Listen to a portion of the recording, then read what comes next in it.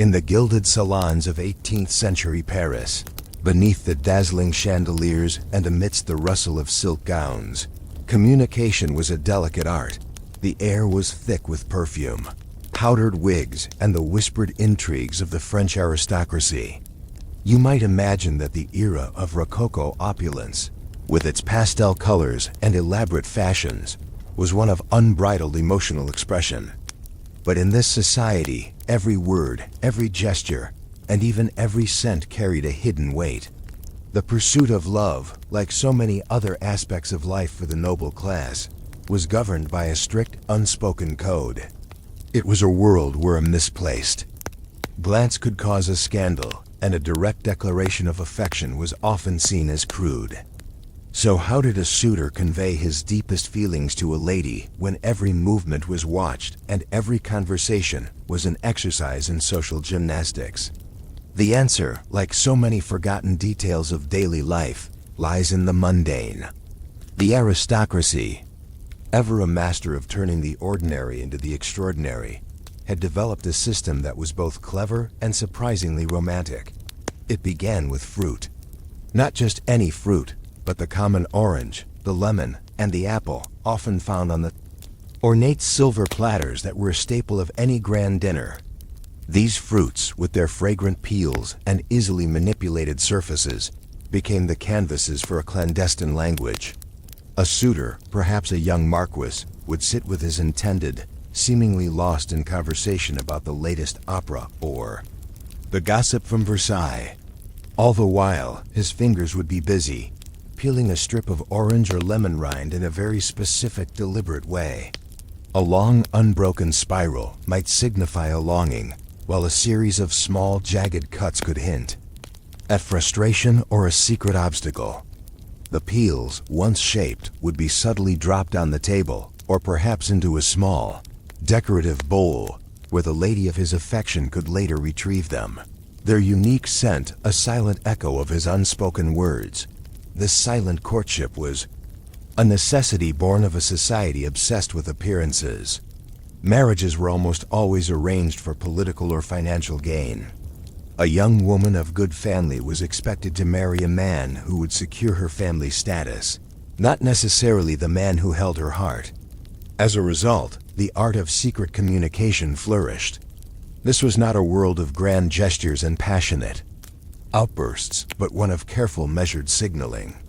A gentleman might carry a small decorative snuff box. Inside, he wouldn't just keep tobacco, but perhaps a tiny, dried rose petal given to him by a lady. The presence of this petal was a silent signal to others who understood the code. A woman might wear a ribbon of a specific color, or tie a handkerchief with a particular knot, to signal her availability or her affections to a potential suitor. But the fruit peel, with its ephemeral nature and fragrant trail, was perhaps the most poetic of all. It was a secret language that vanished almost as soon as it was created. The scent of citrus would dissipate, the peel itself would shrivel and blacken, and the message would be known only to the two people who shared it. It was a brief, beautiful moment of connection in a world that sought to keep people apart. Imagine the scene. A glittering ballroom, filled with the sounds of a string quartet, and a young couple, separated by the social divide, but united by a single carefully peeled orange. It was a silent conversation, a dialogue of the senses. Sheer normalcy of the act was its greatest strength. No one would suspect a nobleman of a secret love affair just because he was peeling a lemon. It was a simple, everyday act, one that would pass unnoticed by the watchful eyes of chaperones and gossiping rivals. The peels themselves, once discarded, were indistinguishable from any others. The true message lay not in the final shape, but in the subtle movements of the hands, the lingering scent, and the private understanding between two people. This was a world of details, of nuanced gestures and coded meanings. The ability to read these signs was a mark of social intelligence. It was a skill passed down from one generation of nobles to the next, a secret language that bound them together and set them apart from the rest of society. The complexity of these interactions extended far beyond romance. A certain way of holding a fan could signal boredom or disapproval. A specific fold of a letter could indicate the urgency of its message. The entire world of the French aristocracy was a network of subtle signals, a performance where every detail mattered. The use of fruit peels was not just a romantic whim. It was a testament to the ingenuity and resourcefulness of people navigating a restrictive social system. It was a survival strategy for the heart. In a time when a choice of a partner was not always their own, and public displays of affection were forbidden, people had to find a way to express their feelings in a way that was both safe and beautiful. The fruit peel was a perfect solution. A silent, fragrant whisper of love in a noisy, judgmental world. But this wasn't the only way that nobles expressed their feelings. What if the love was not just secret, but forbidden, scandalous even? What happens when a simple peeled orange isn't enough to convey the depth of a dangerous passion? The silent language of peeled fruit was a subtle, almost innocent form of communication, a testament to a love that, while perhaps secret, was still largely sanctioned by society's rules. But for a passion that defied the strict social order, for a love that was truly forbidden, more elaborate and more dangerous methods were needed. The court of Versailles, with its labyrinthine gardens and endless corridors, was a perfect stage for such high-stakes drama. Beyond the gilded salons, away from the prying eyes of the king and his courtiers, lay a world of hidden grottos, secluded follies, and carefully manicured hedgerows that served as the backdrop for a much more perilous kind of communication. The art of courtship moved from the dinner table to the grand gardens of the royal palace. These meticulously designed landscapes, with their geometric precision and controlled nature, ironically became a space of unbridled human emotion. One of the most common and fascinating forms of this secret communication involved the language of flowers or florography. While florography had existed for centuries, the French nobility elevated it to an art form of exquisite complexity. A single rose, given with a specific posture, could speak volumes. A red rose, of course, symbolized passionate love, but a deep crimson one could signify a love so profound it bordered on tragedy. A yellow rose, on the other hand, carried a warning of jealousy, while a white one spoke of purity and innocence. But the true mastery of florography lay in the combination of flowers and their placement. For example, a lady in love with a man she could not marry might accept a small bouquet of forget-me-nots, which symbolized true love, and baby's breath, which represented everlasting affection. The bouquet would be carefully arranged, perhaps tied with a specific colored ribbon, each detail a whisper of a shared secret. The man would receive in return a sprig of rosemary for remembrance, and a small sprig of lavender, which in this particular context could mean distrust or suspicion, hinting at the obstacles that stood in their way. This exchange was a silent dialogue, a poem written in petals and leaves, understood only by those who held the key to the code. The gardens themselves were integral to this communication. A clandestine meeting would never be explicitly arranged. Instead, a lady might leave a fan on a specific marble bench by the orangery, its ivory and lace a beacon for her lover. The fan's position, whether open or closed, its placement, whether on the left or right side of the bench, would convey a time and place. A fan placed fully open meant a meeting at dusk, while a half-closed one might signal midday. The specific bench, perhaps one hidden by a stand of cypress trees, would be a location known only to the two of them. It was a high-stakes game of hide and seek, with the prize being a stolen moment of affection. These interactions were more than just romantic gestures. They were acts of defiance against a society that sought to control every aspect of noble life. A noble woman's body and life were not her own. They were a commodity to be traded for power and influence. Therefore, the ability to express her own desires, even in this small, secret way, was an act of profound personal agency. The risks were immense. If discovered, a lady could be disgraced, sent to a convent, or married off to a much older, less desirable suitor. A man could be banished from court, lose his status, and see his family's ambitions ruined. The stakes were nothing less than social annihilation, but it was precisely this danger that made the communication so thrilling. A letter, if intercepted, could ruin a family. But a bouquet of flowers, when questioned, was merely a beautiful gift. A fan left on a bench was just a momentary oversight. The genius of these methods lay in their dual nature. To the uninformed observer, they were innocent, ordinary objects. To the lovers, they were a complete language, a secret world built in plain sight.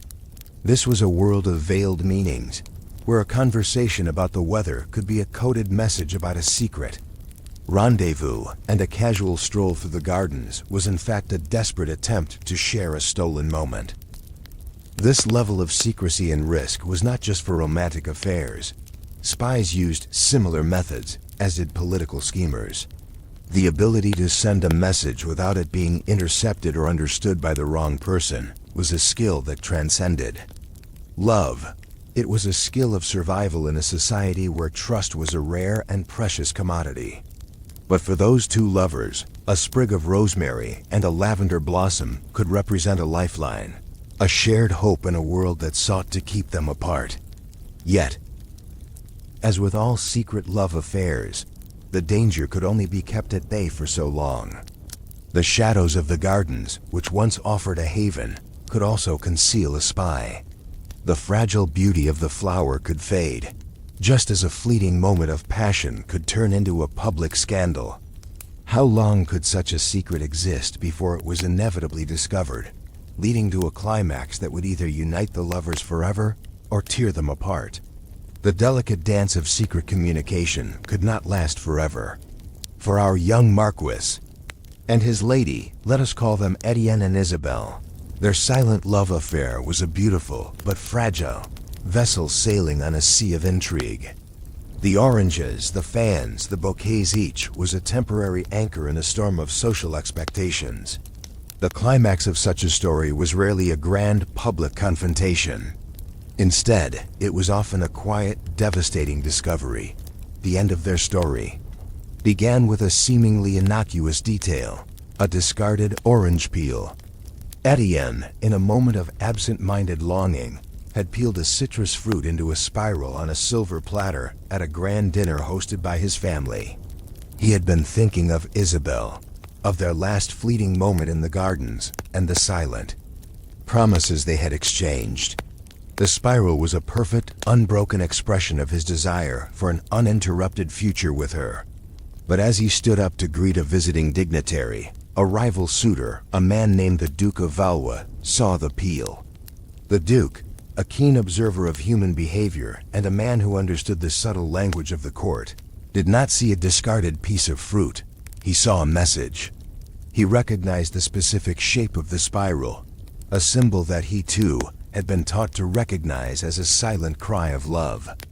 His eyes immediately darted to Isabelle, who was across the room, speaking with her chaperone. He saw the fleeting, almost imperceptible glance she gave Etienne, a silent question in her eyes. The pieces of the puzzle clicked into place for the Duke. The Duke's reaction was not a public denouncement. That would have been too crude and would have risked revealing his own knowledge of the secret language. Instead, he approached Etienne with a disarmingly calm smile and a seemingly innocent question about a mutual acquaintance. The Duke then, in the middle of their polite conversation, casually picked up a loose thread from his own embroidered cuff and let it fall onto the table, directly next to the orange peel spiral. The meaning was clear to Etienne. A single loose thread can unravel an entire tapestry. It was a silent warning, a message far more menacing than any spoken threat. The Duke knew, and he was watching. The next day, Isabelle received a small, beautifully wrapped box. Inside, there was no bouquet of flowers. There was only a single shriveled orange peel, its once perfect spiral now brittle and broken. The sender was not Etienne. It was the Duke. The message was unmistakable and brutal. Her secret had been discovered, and the beautiful, fragile thing she and Etienne had built was now in his hands, shriveled and dead. This was the nature of conflict in the French court. It was not fought with swords, but with symbols. There was no passionate climax, no dramatic confrontation. The true danger was a silent one, a gradual tightening of a social net until one was trapped. The Duke, with his subtle warning, had not only shown that he knew of their love, but also that he was now in control of the narrative. He did not need to expose them publicly. He simply needed to hold their secret over their heads, to use it as leverage to ensure that Isabel would accept his suit, and that Etienne would be pushed out of the way. The outcome was as quiet as the beginning. Isabel, seeing the broken peel and understanding the unspoken threat, withdrew from court life. She stopped attending the salons and balls where she might run into Etienne. Her family, perhaps sensing the shift in the social wind or influenced by the Duke's quiet machinations, began to push for her marriage to him. Etienne was left to watch helplessly as the Duke won the game, not through force or power, but through his mastery of the very same secret language Etienne had used for love. The story of Etienne and Isabel is a microcosm of the hidden power dynamics of the era. It shows us that even the most seemingly insignificant aspects of daily life, a piece of fruit, a fan, a flower, could be imbued with immense meaning and used as a tool for both love and control. It reminds us that history is not just about grand battles and political treaties, but about the quiet, personal survival strategies of people living within a rigid system. The story of the shriveled orange peel is a testament to human resilience and ingenuity, but also to the unforgiving nature of a society that valued appearances and control over genuine emotion. The legacy of such stories is that they offer a window into a world that is at once distant and familiar. We may no longer use orange peels to write love letters, but the human desire to connect, to express love and defiance in the face of obstacles, remains a constant. The silent codes of the 18th century French court remind us that even in the most boring and seemingly uneventful details of daily life, there are hidden stories of love, betrayal, and the struggle for personal freedom. It is in these mundane details that we find the true essence of history, not in the public records of kings, but in the private secrets of ordinary people navigating an extraordinary world. The story of The Secret, Languages of Paris, is just one thread in a larger tapestry of human ingenuity. Would you like to explore another? The Ottoman Empire, at its zenith, was a sprawling colossus of cultures, a melting pot of languages, and a labyrinth of political intrigue.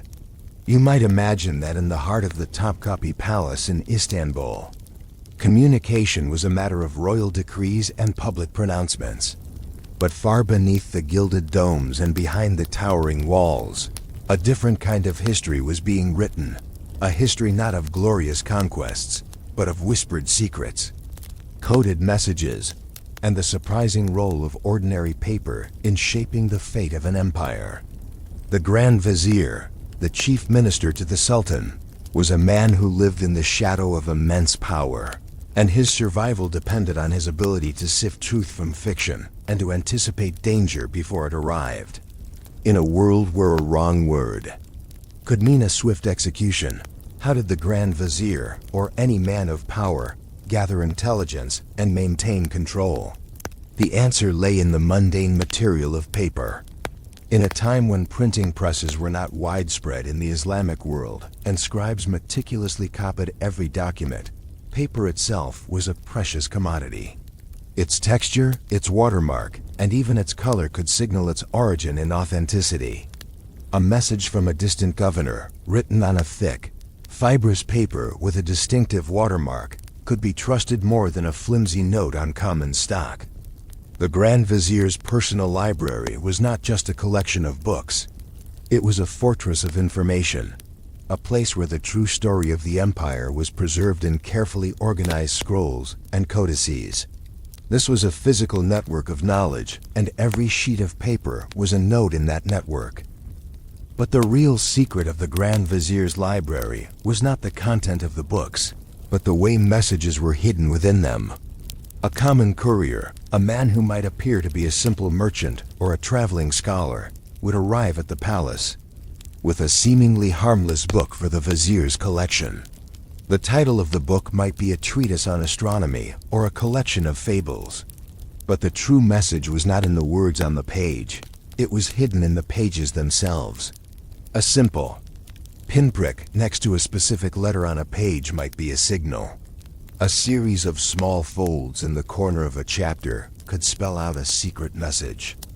A tiny, almost invisible ink mark in the margin of a text could reveal the location of a secret meeting.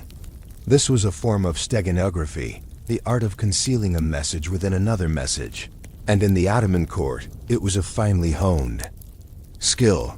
The Grand Vizier had a trusted circle of scribes and librarians, men who were not just literate, but who were also masters of this secret code. They would spend hours poring over the new acquisitions, not for their literary value, but for the hidden whispers within.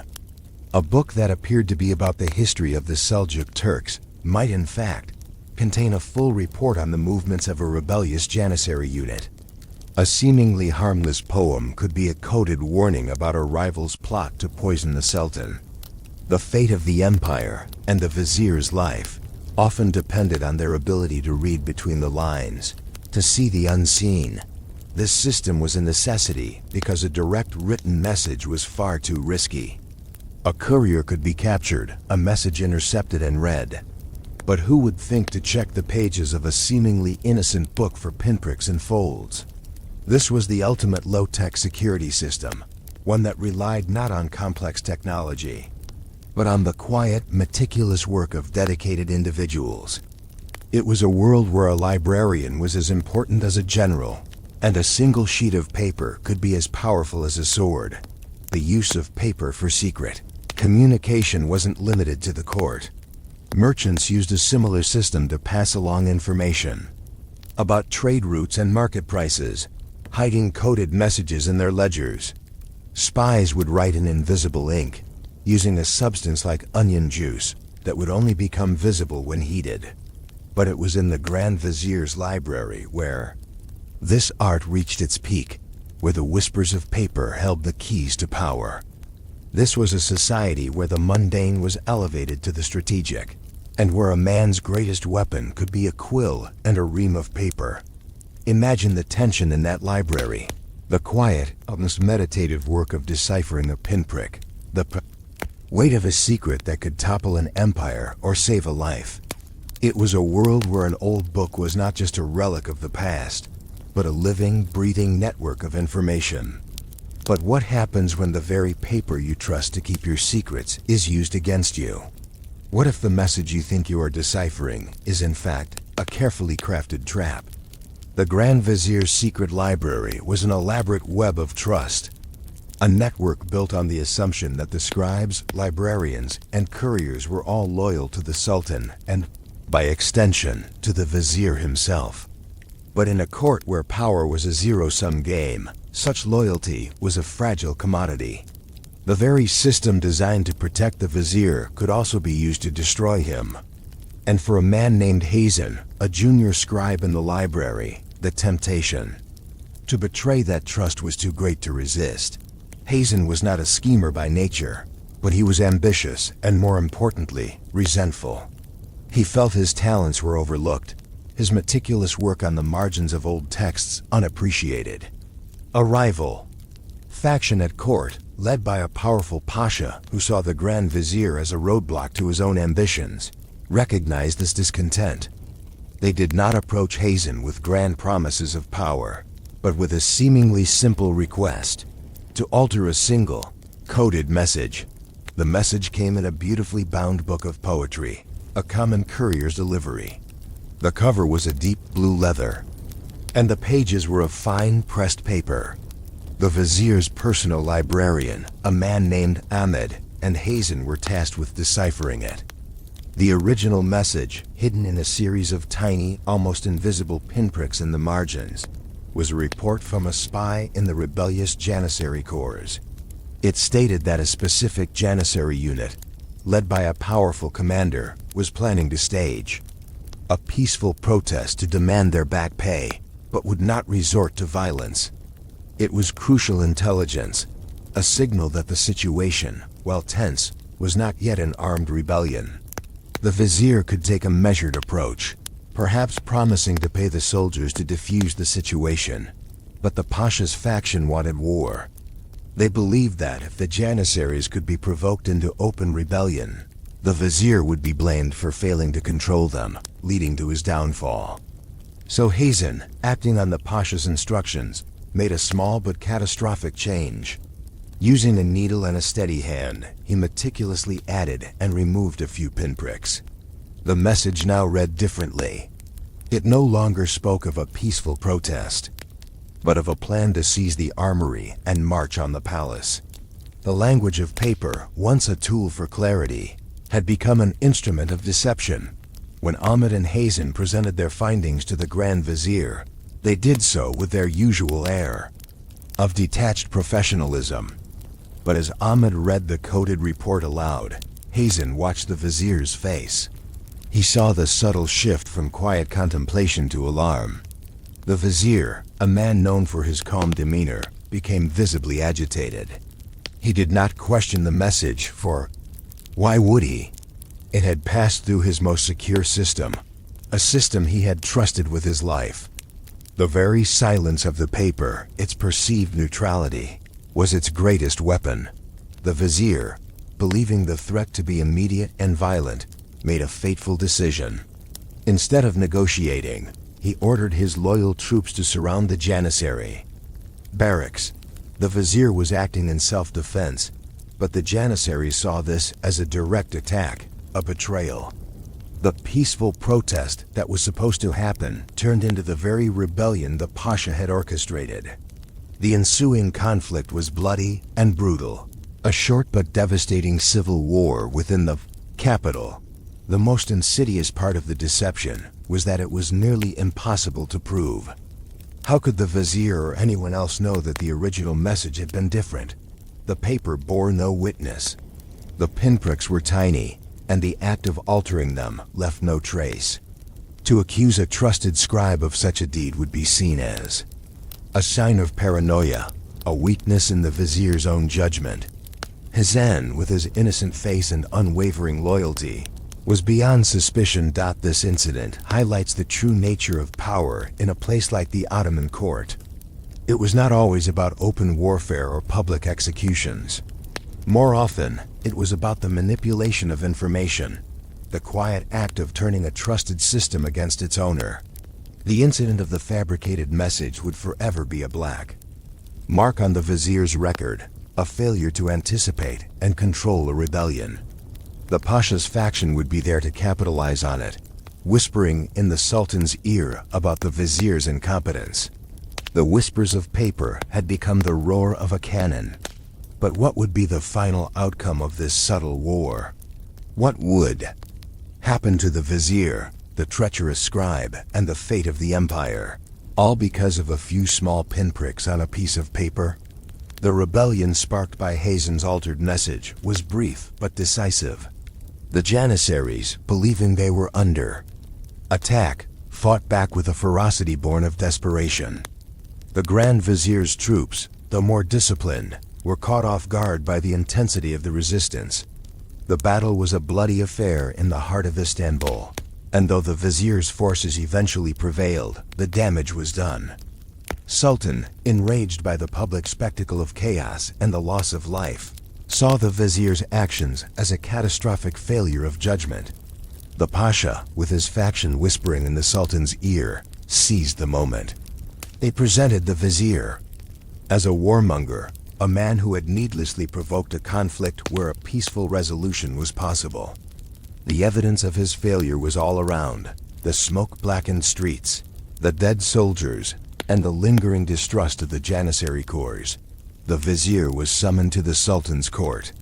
He was not publicly disgraced, for the Sultan preferred to handle such matters quietly. He was simply and coldly dismissed from his post. The Sultan's silence was more terrifying than any verbal condemnation. The vizier, a man who had dedicated his life to serving the empire, was stripped of his power, his titles, and his influence. He was exiled from the capital, a common end for powerful men who fell out of favor. He left with nothing but his clothes and a single leather-bound book from his personal library. The book was not the one with the fabricated message. It was a blank ledger, a book of empty pages.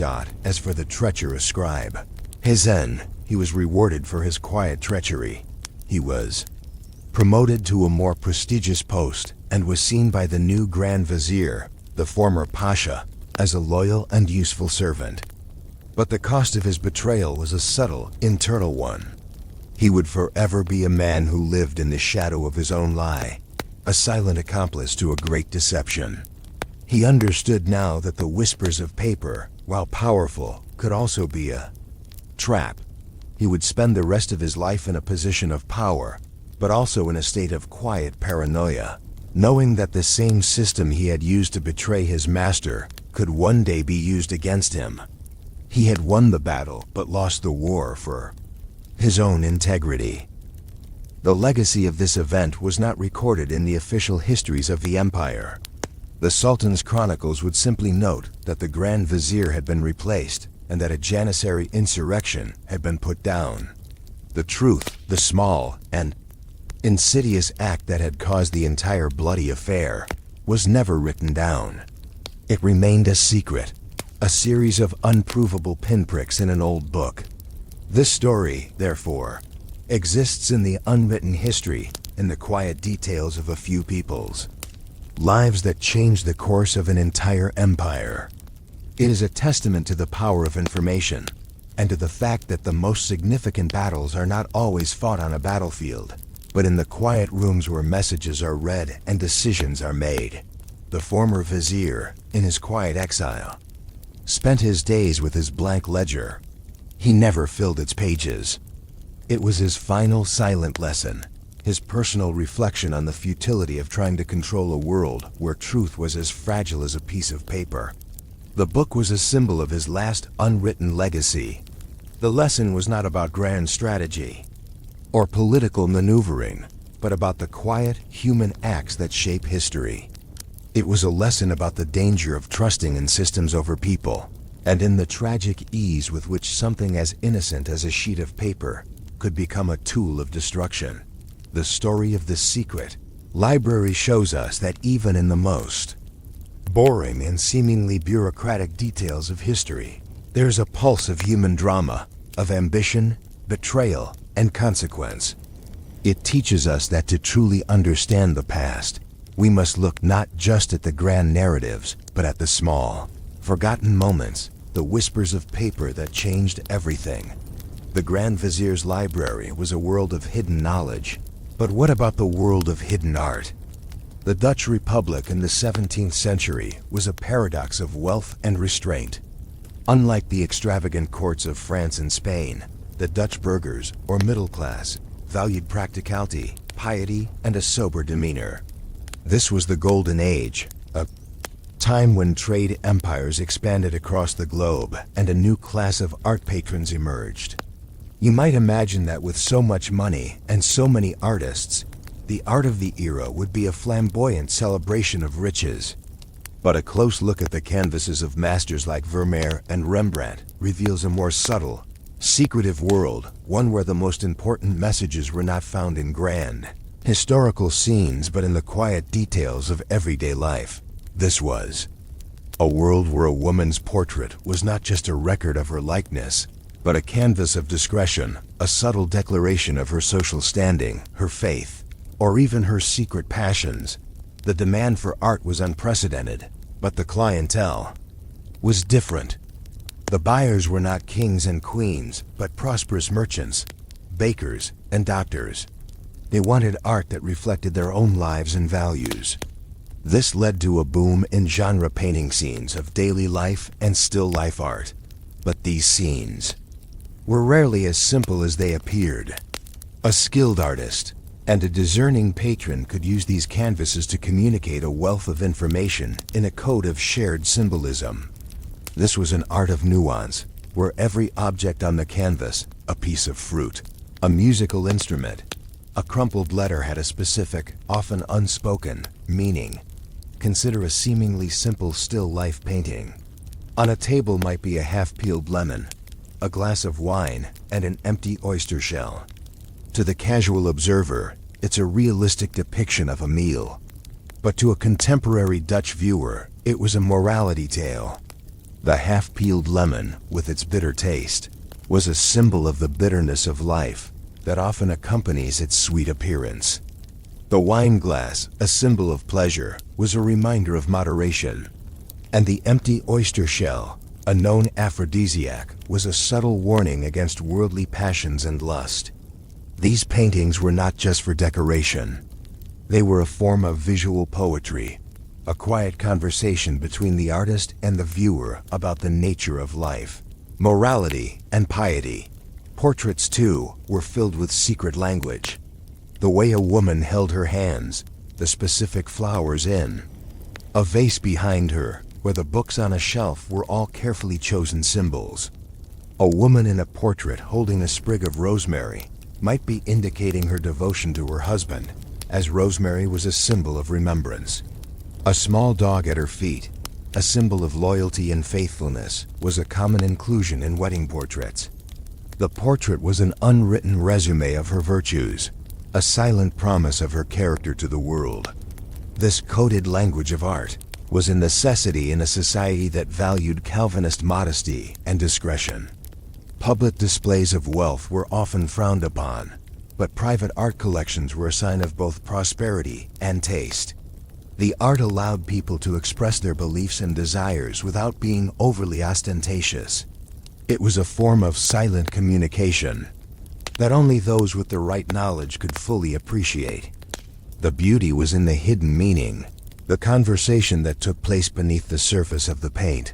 But what if the message was not about piety or virtue? What if it was about something far more scandalous, something that could not be openly displayed? What if a painting was not a testament to a person's character, but a coded message about a secret life, a forbidden love, or a political allegiance? The Dutch Golden Age, for all its wealth and Calvinist restraint, was not without its vices and secrets. Beneath the surface of pious portraits and sober still lifes, artists and patrons engaged in a subtle but widespread form of communication, a coded language of rebellion and indulgence. The vanitas still life, a genre of art designed to remind viewers of the transience of life and the futility of earthly pleasures, became a perfect vehicle for this hidden conversation. The very objects meant to warn against vice could, to a knowing viewer, also be a subtle celebration of it. Take, for example, the common objects in a vanitas painting: a human skull, a snuffed-out candle, an hourglass, and a decaying fruit. These were all traditional symbols of death and the passing of time. But alongside these would often be objects that hinted at a double life. A book of sonnets could be a subtle nod to a forbidden romance. A specific type of porcelain from a distant exotic land could be a quiet boast about a family's involvement in the more lucrative, and often illicit, aspects of global trade. The presence of a musical instrument, particularly a lute or a violin, could be a symbol of harmony and order, but it could also be a coded reference to a hidden patron or a specific musical society, a signal of a shared secret. A particularly fascinating example is the use of the tulip. Tulip mania, the economic bubble that saw the price of tulip bulbs skyrocket, was a period of intense speculation and moral ambiguity. A still life painting featuring a single, perfect tulip, especially of a rare and expensive variety, could be a vanitas warning against greed and the fleeting nature of wealth. But for a person who had made a fortune in the tulip trade, that same painting was a quiet celebration of their success, a secret boast hidden in plain sight. It was a wink from the artist to the patron, a shared joke about the public piety and private indulgence of the era.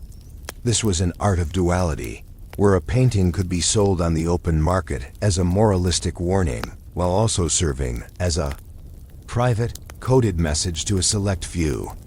This discretion was not just about social mores. It was also a matter of business. A merchant who profited from shady dealings with the East India Company could not commission a painting of his ships illegally smuggling goods. But he could commission a still life with a very specific rare type of spice or a piece of silk, a silent signal of his success to his peers. The artist, in turn, was a silent accomplice, a visual journalist recording the hidden truths of their society. The most dangerous use of this secret art was in political and religious messaging. The Dutch Republic was a Protestant nation, but there were still many Catholics living quietly within its borders. Publicly displaying Catholic art was a dangerous act. So Catholic patrons would commission seemingly innocent portraits or genre scenes that contained subtle religious symbols. A woman holding a lily, for example, could be a nod to the Virgin Mary. A painting of a woman reading a book in a darkened room could be a veiled reference to a secret mass or a hidden prayer group. These paintings served as a form of quiet solidarity, a way for people to affirm their shared faith without risking persecution. The artist's role in this was precarious. They had to be master communicators, able to weave these symbols into a canvas so seamlessly that they would go unnoticed by the uninitiated, while still being perfectly clear to the intended audience. The true beauty of the art of the Dutch Golden Age, therefore, is not just in its technical brilliance, but in its silent complexity, its ability to tell two stories at once. But what happens when the hidden message is misunderstood, or worse, when a painting falls into the wrong hands? What is the consequence of a canvas that has become a secret, a liability, and a betrayal all at once? The intricate game of coded art in the Dutch Golden Age was a high-stakes affair. The line between a beautiful moralistic painting and a scandalous treasonous document was often razor-thin. The climax of this quiet drama was rarely a public scandal, but a silent, irreversible consequence. For our story, let's focus on a portrait. A wealthy merchant, a man named Hendrik van der Velde, commissioned a portrait of his wife Clara from a respected but struggling artist. The painting was a masterpiece of domestic tranquility. Clara sat in a beautiful sunlit room, a book in her lap, a single perfect lily in a vase on a table beside her. It was a perfect depiction of Calvinist virtue. But the portrait contained a secret. Hendrik was not just a merchant. He was a silent supporter of the Spanish crown, a secret Catholic sympathizer in a vehemently Protestant nation. He had commissioned the painting not just to honor his wife, but to use it as a signal to his co-conspirators. The lily was not just a flower of purity. It was a veiled reference to the Virgin Mary. The book Clara was holding was a copy of Thomas. A Kempis is the imitation of Christ, a Catholic devotional text, its title subtly but clearly rendered by the artist. These were silent affirmations of his allegiance, a private oath made visible to those who understood the code. The art itself became a double-edged sword. After a particularly lucrative trade deal, Hendrik held a small banquet at his home. The portrait was prominently displayed. Among his guests was a rival merchant, a man who had long suspected Hendrik of secret dealings with the Spanish. This man, a keen observer and a proud Protestant, did not see a virtuous lady and a beautiful painting. He saw the lily, and with a quick, nearly imperceptible glance, he saw the title of the book. The message was as clear to him as a shouted accusation. He did not confront Hendrik. That would be too risky and would reveal his own suspicions without proof. Instead, he simply excused himself early from the dinner. The consequence was not immediate. The rival merchant, without making any direct accusation, began to quietly spread rumors about Hendrik's business practices. He hinted at unreliable partners and treasonous connections in his private conversations with other influential figures in the city. The rival did not need to mention the portrait. He had the information he needed to sow the seeds of suspicion. In this society, a whisper was often more dangerous than a scream. The suspicion was like a slow poison. Hendrik's credit lines were quietly frozen. His trade deals were delayed by bureaucratic oversights. His business partners, sensing a shift in the political winds, began to distance themselves. The climax was not a dramatic arrest, but a quiet, agonizing financial collapse. One by one, Hendrik's deals fell through. His credit dried up, and his reputation was ruined. He was not charged with treason. He was simply ostracized. The painting, which was meant to be a testament to his wealth and virtue, became a liability. He could not sell it without raising suspicion, and he could not keep it without it serving as a constant reminder of his downfall. The painting was a ghost, a beautiful testament to a secret life that had been exposed not by a sword, but by a glance. This story of the portrait is a perfect example of how the small, boring details of history can be the most significant. It shows us that in societies where open conflict is avoided, the true battles are fought with symbols, whispers, and coded meanings. The moral of the story is that information, no matter how subtle, is a form of power. The lily and the book in the painting were not just pretty details. They were a form of currency in a silent economy of secrets. The legacy of this era is that it forever changed the way we look at art. It taught us that a painting is never just a painting. It is a document, a letter, a secret history waiting to be deciphered. It is a testament to the idea that people, in every era, find a way to express themselves, to tell their own stories, even in the most restrictive of circumstances. The Dutch Golden Age, for all its public piety, was a world of fascinating, hidden dramas, where a single brushstroke could change a person's life forever. The art of the Dutch Golden Age was filled with hidden meanings. The Italian Renaissance was a period of breathtaking artistic and intellectual achievement, but it was also an age of political turmoil and intrigue. At the center of this web of power lay the Papal States, governed by a succession of ambitious and often ruthless popes. You might think that in a world without telegraphs or telephones, the communication of crucial information from matters of diplomacy to the dark secrets of assassination plots would be a slow and arduous process. But the Vatican, a master of both public spectacle and private machinations, had developed a system of communication that was as efficient as it was secretive. This system relied not on written words alone, but on a hidden language known only to a select few, a language carried by the most unassuming of messengers, the courier. These men were the lifeblood of the papal intelligence network.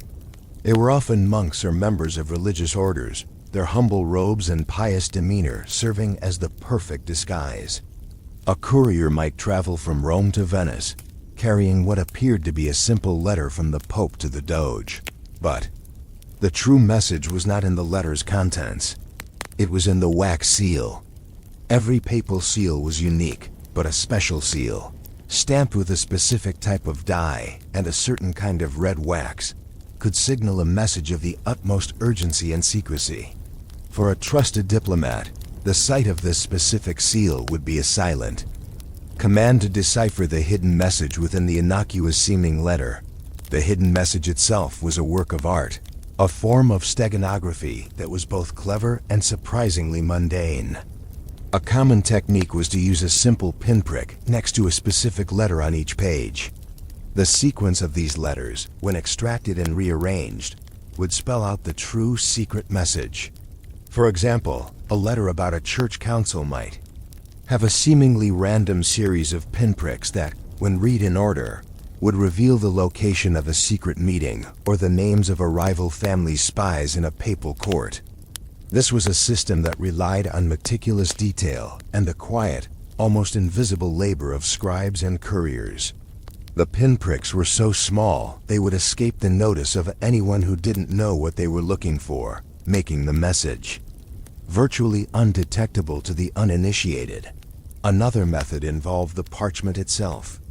A seemingly blank sheet of paper, once moistened with a specific chemical solution, could reveal a message written in visible ink. The courier would carry a small, decorative vial of this solution, disguised as a perfume or a religious anointing oil. This was a particularly useful method for conveying sensitive information, as the message would not be visible at all until it reached its intended recipient. This was a high-risk, high-reward system, one that turned a common courier into a silent soldier in the ongoing political and religious wars of the era. The trust placed in these couriers was immense. A single betrayal could topple a pope, start a war, or lead to the death of an entire family. And yet, this network was remarkably effective. It allowed the pope to communicate with his cardinals, his spies, and his allies across a fractured and dangerous Europe, all while maintaining an outward appearance of spiritual detachment. This system of secret communication was a testament to the fact that power in the Renaissance was not just about military might, but about the control and flow of information. The courier, a man who seemed to carry nothing but a bundle of letters, was in fact carrying the fate of nations in his silent satchel. But what happens when a courier, a man of faith, is forced to carry a message he knows will lead to betrayal and bloodshed? What happens when his silent burden becomes a matter of life and death, not just for his master but for himself? The life of a papal courier was one of quiet devotion and immense personal risk. For a man named Brother Matteo, his silent burden was about to become an unbearable weight on his conscience. Matteo was a member of the Franciscan order, a man who had taken a vow of poverty and obedience. His obedience, however, was about to be tested in the most profound way. He had been chosen to deliver a seemingly innocuous missive to a cardinal in Florence, a man known for his patronage of the arts and his personal piety. The letter was sealed with the special red wax, signaling a hidden message. Matteo, being a trusted member of the secret network, had been given a key to the cipher. The letter itself spoke of the Pope's blessings on a new chapel the cardinal was building. It was filled with flowery, pious prose. But when Matteo, as per his instructions, performed a quiet ritual of extracting the hidden message, he discovered a truth that chilled him to the bone. The pinpricks in the document, when arranged, spelled out a message that was not of spiritual import, but of political assassination. The Pope, a man who spoke of peace, was ordering the murder of a powerful Florentine family's head, a man who had become a political rival. The cardinal, seemingly a devoted patron, was to facilitate the act, using his influence and knowledge of the city to carry out the deed. Matteo was faced with a profound moral dilemma. His vow of obedience was to the Pope, the Vicar of Christ, on earth, but his faith also taught him that murder was a mortal sin. He was just a small cog in a giant machine, a man whose sole purpose was to deliver messages, not to judge them. He could simply carry out his duty, deliver the message, and go on his way, his hands clean of the blood that would inevitably be shed. But his conscience, a quiet but persistent voice, told him that to be an accomplice to murder, even by inaction, was to be a sinner. His silent burden, the secret knowledge of the conspiracy, had become a question of his very soul. The journey to Florence was a long and arduous one, and every step Matteo took felt like a step closer to his own damnation. He thought of the man who was to be killed, a man he had never met, but a man who was, like him, a creation of God. He thought of the family that would be left behind, the chaos and bloodshed that would follow. The very paper he carried once, a symbol of his quiet service, had become a testament to the dark heart of power. The pinpricks on its surface were not just a code, they were a death sentence. Matteo had a choice. He could deliver the message and remain loyal to his oath, or he could destroy the message and betray his master. To destroy it would not just be an act of rebellion, it would be an act of faith, an act of choosing his conscience over his orders. It would mean risking his own life, for the punishment for such a betrayal was swift and brutal. But to deliver It would mean living with the knowledge that he had been an accomplice to murder, that he had chosen the service of man over the law of God. His dilemma highlights a core tension in the Renaissance papacy. The popes were not just spiritual leaders. They were temporal rulers, and as such, they were caught in the very same web of power, intrigue, and violence as the other princes of Europe. They spoke of peace and piety, but they also used the tools of espionage and assassination to maintain their power. The quiet, boring work of a scribe or a courier was not divorced from this reality. It was an integral part of it. The simple act of carrying a letter could, in this world, be a decision of immense moral weight. But what would Matteo choose? What would be the consequence of his silent choice, not just for the Pope and the Florentine family, but for the legacy of the secret papal post itself? The journey's end for Brother Matteo was not the bustling streets of Florence, but a secluded monastery on the outskirts of the city. He had made his choice. He did not deliver the letter. Instead, he made his way to a secluded monastery, a place of silent reflection, where he quietly and meticulously destroyed the papal missive. He burned the parchment, watching as the pinpricked secrets curled and turned to ash. He then took the sealed vial of invisible ink and poured it into the monastery's garden, where it would be absorbed by the earth, its potential for deception forever neutralized. He had not betrayed his faith.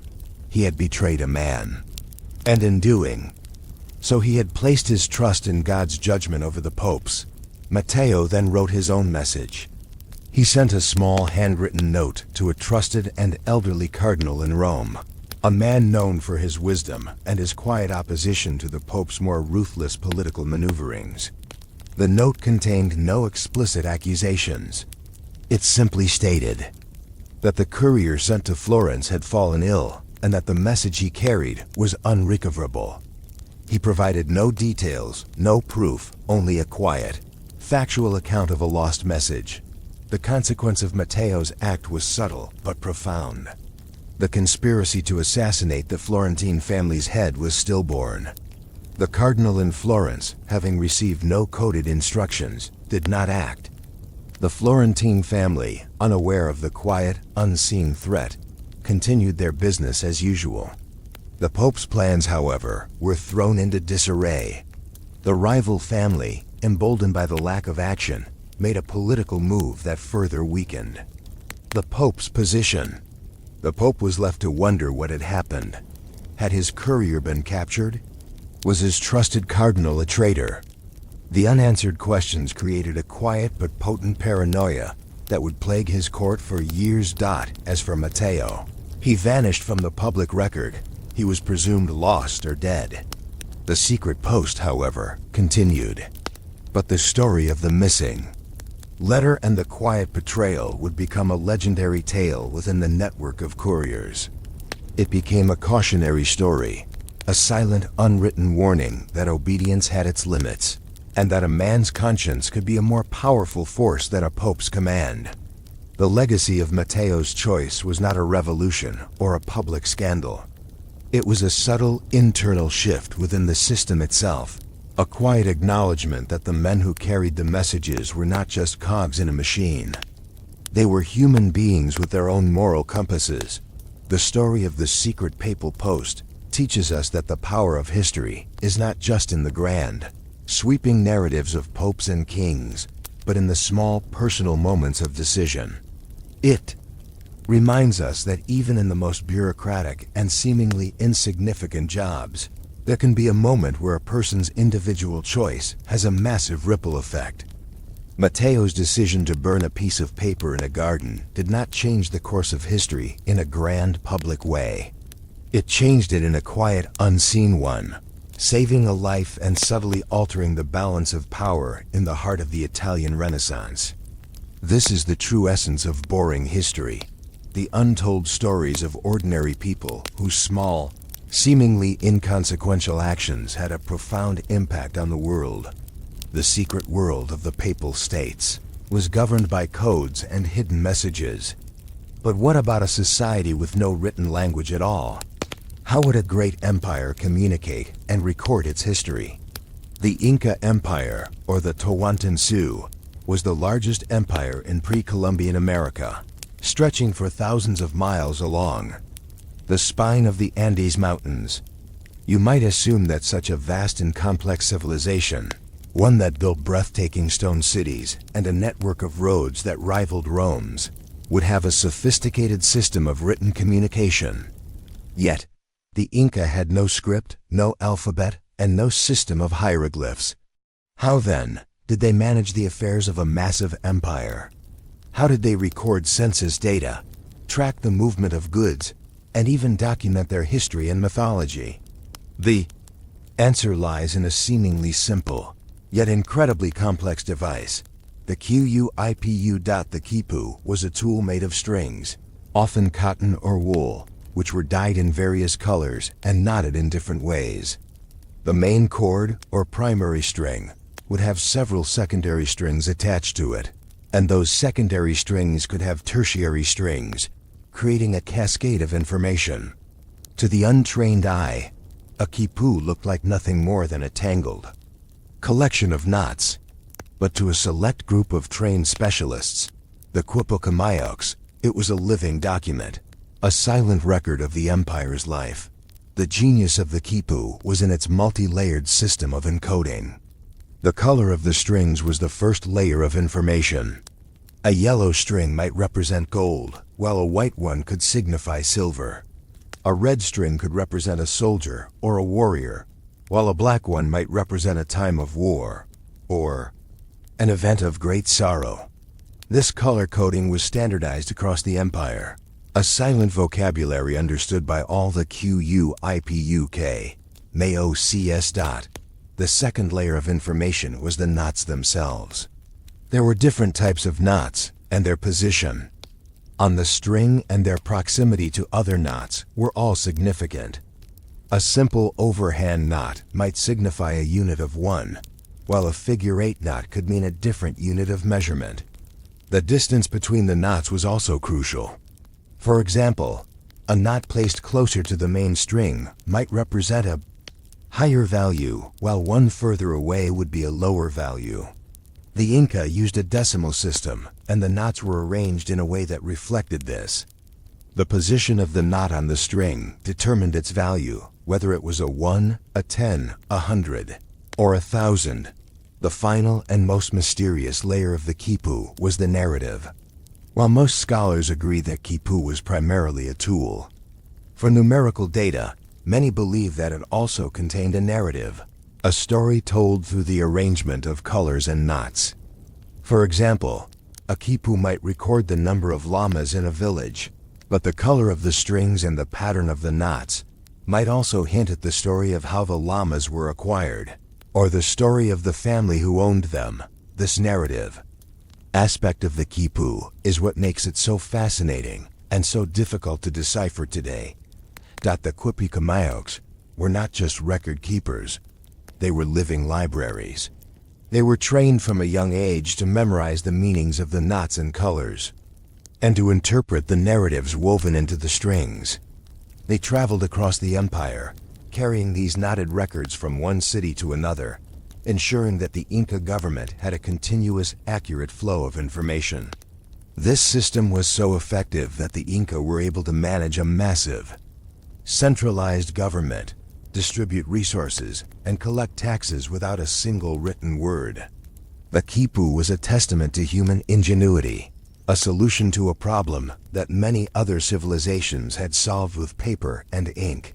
But this system had a crucial weakness.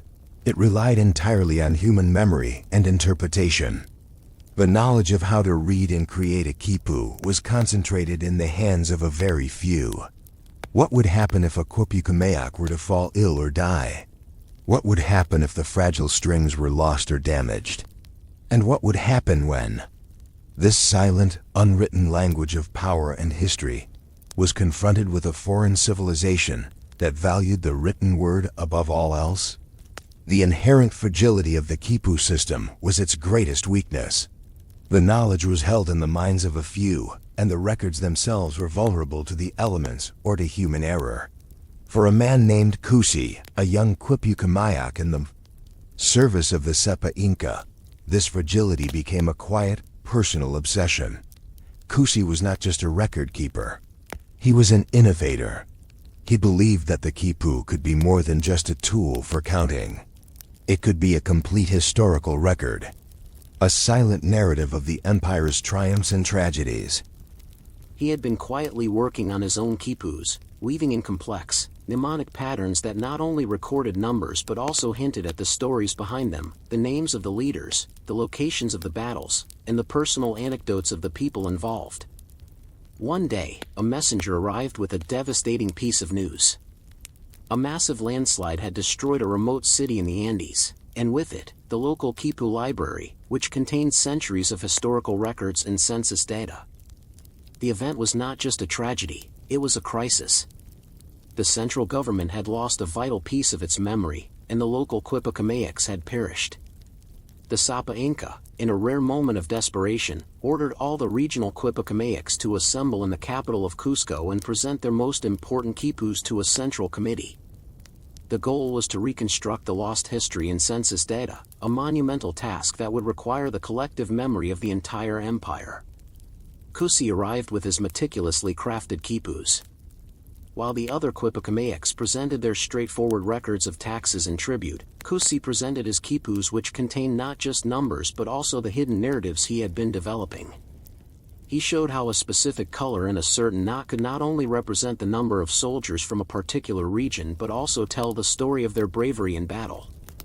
He demonstrated how a different knot, combined with a particular string color, could silently record the details of a flood, including the names of the villages affected and the specific types of crops lost. His work was a revelation. It was a bridge between the world of dry numbers and the rich, complex tapestry of human experience. However, Kusi's innovation was also a threat. The elder Quipucamayaks, the custodians of the traditional system, were deeply suspicious. They saw his work as a dangerous deviation from the established way. They feared that if the quipu became too complex, too personal, it would lose its universality and its reliability. A system that could be interpreted differently by each individual was, to them, a system that was fundamentally broken. They argued that the quipu was a tool of the state, not an instrument for individual creativity or personal expression. The great debate in the court of the Sapa Inca was a quiet one, a clash of traditions and innovations. Kusi argued that a history without a narrative was a soulless history, a collection of facts without meaning. The elders countered that meaning was subjective and that the strength of the quipu lay in its objective, undeniable facts. The Sapa Inca listened, his face impassive. The fate of the quipu, and the very method of historical record-keeping for the entire empire, hung in the balance. Kusi's innovation was a quiet act of rebellion, a young man's attempt to inject a soul into a bureaucratic system. He wanted to ensure that the stories of the people, not just the numbers, would be remembered. But in doing so, he had risked the very integrity of the system he sought to improve. The story of the lost library in Kusi's subsequent presentation was a moment of truth for the Inca Empire, a quiet internal crisis that had nothing to do with warfare or politics and everything to do with how a civilization chooses to remember itself. The Sapa Inca had a decision to make. What would he choose? The cold, reliable facts of the past, or a new, more personal way of telling the future? The Sapa Inca, the supreme ruler of the empire, understood the profound implications of Kusi's innovation. He listened to the arguments of both the young visionary and the conservative elders. In the end, his decision was a reflection of the Inca's practical and centralized nature. He sided with the elders. The Sapa Inca ruled that the quipu must remain a tool of cold, hard facts. He acknowledged the artistic and historical value of Kusi's narrative quipus but deemed them too risky for the official record. A history that was open to interpretation was, in his view, a history that could be easily corrupted or manipulated. He decreed that Kusi's method was to be abandoned, and that the Quipucamayaks would continue their work in the traditional, numerical way. The consequence for Kusi was not punishment, but a quiet, personal tragedy. He was commended for his ingenuity and allowed to continue his work, but his narrative quipus were to be kept separate from the official records, stored in a small, private chamber. He had won the intellectual argument, but lost the practical one. He was a pioneer who was ahead of his time, and his innovation, which could have preserved the rich, personal histories of the Inca, was relegated to a dusty corner. The empire continued to function with its efficient, but soulless, knotted records, and the stories of the people who built it, the personal acts of bravery, the details of their daily lives, were lost to the silent, unwritten pages of history. The ultimate fate of the Quipu system was far more devastating than a mere internal debate. When the Spanish conquistadors arrived, they brought with them a different way of recording history, the written word. They did not understand the Quipu and saw it as a primitive, untrustworthy tool. They considered the Quipucamaics to be pagan sorcerers and ordered the destruction of the Quipus in a systematic effort to erase the Inca past.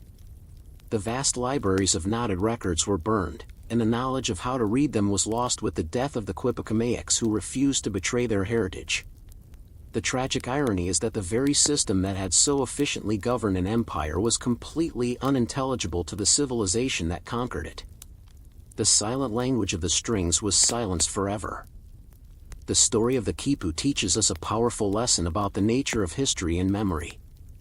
It reminds us that what we consider history is often only what has been written down.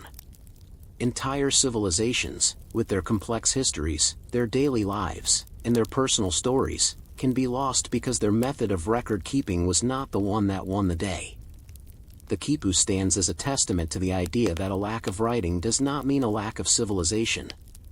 It simply means that history was recorded in a different way, in a way that was more fragile, more personal, and ultimately, more vulnerable to those who did not understand it. Cusi's small act of rebellion, his attempt to inject narrative into the numbers, was a premonition of this loss. He understood that a history of facts alone would not be enough to survive. The knotted records of the Inca were a remarkable solution to a complex problem. But what about a civilization that had to communicate in a far more dangerous environment, where a message could be a matter of life or death, and a single mistake could cost a life? Constantinople, the heart of the Byzantine Empire, was not just a city, it was a fortress, a hub of commerce, and a living labyrinth of power and intrigue. Its streets, a jumble of winding alleys and bustling markets, were a microcosm of the empire itself, complex, multilayered, and often dangerous. In an age of relentless political conspiracies and constant threats from both within and without, the ability to communicate secretly and swiftly was not just a luxury but a matter of imperial survival. You might imagine that such a grand empire would rely on the pomp and ceremony of official messengers, but the true lifeline of the Byzantine government was an intricate network of secret runners, men and women whose existence and purpose were known only to a select few. These runners were not the official couriers who carried scrolls with the imperial seal. They were often slaves, merchants, or even street performers, chosen for their unremarkable nature and their intimate knowledge of the city's hidden passages.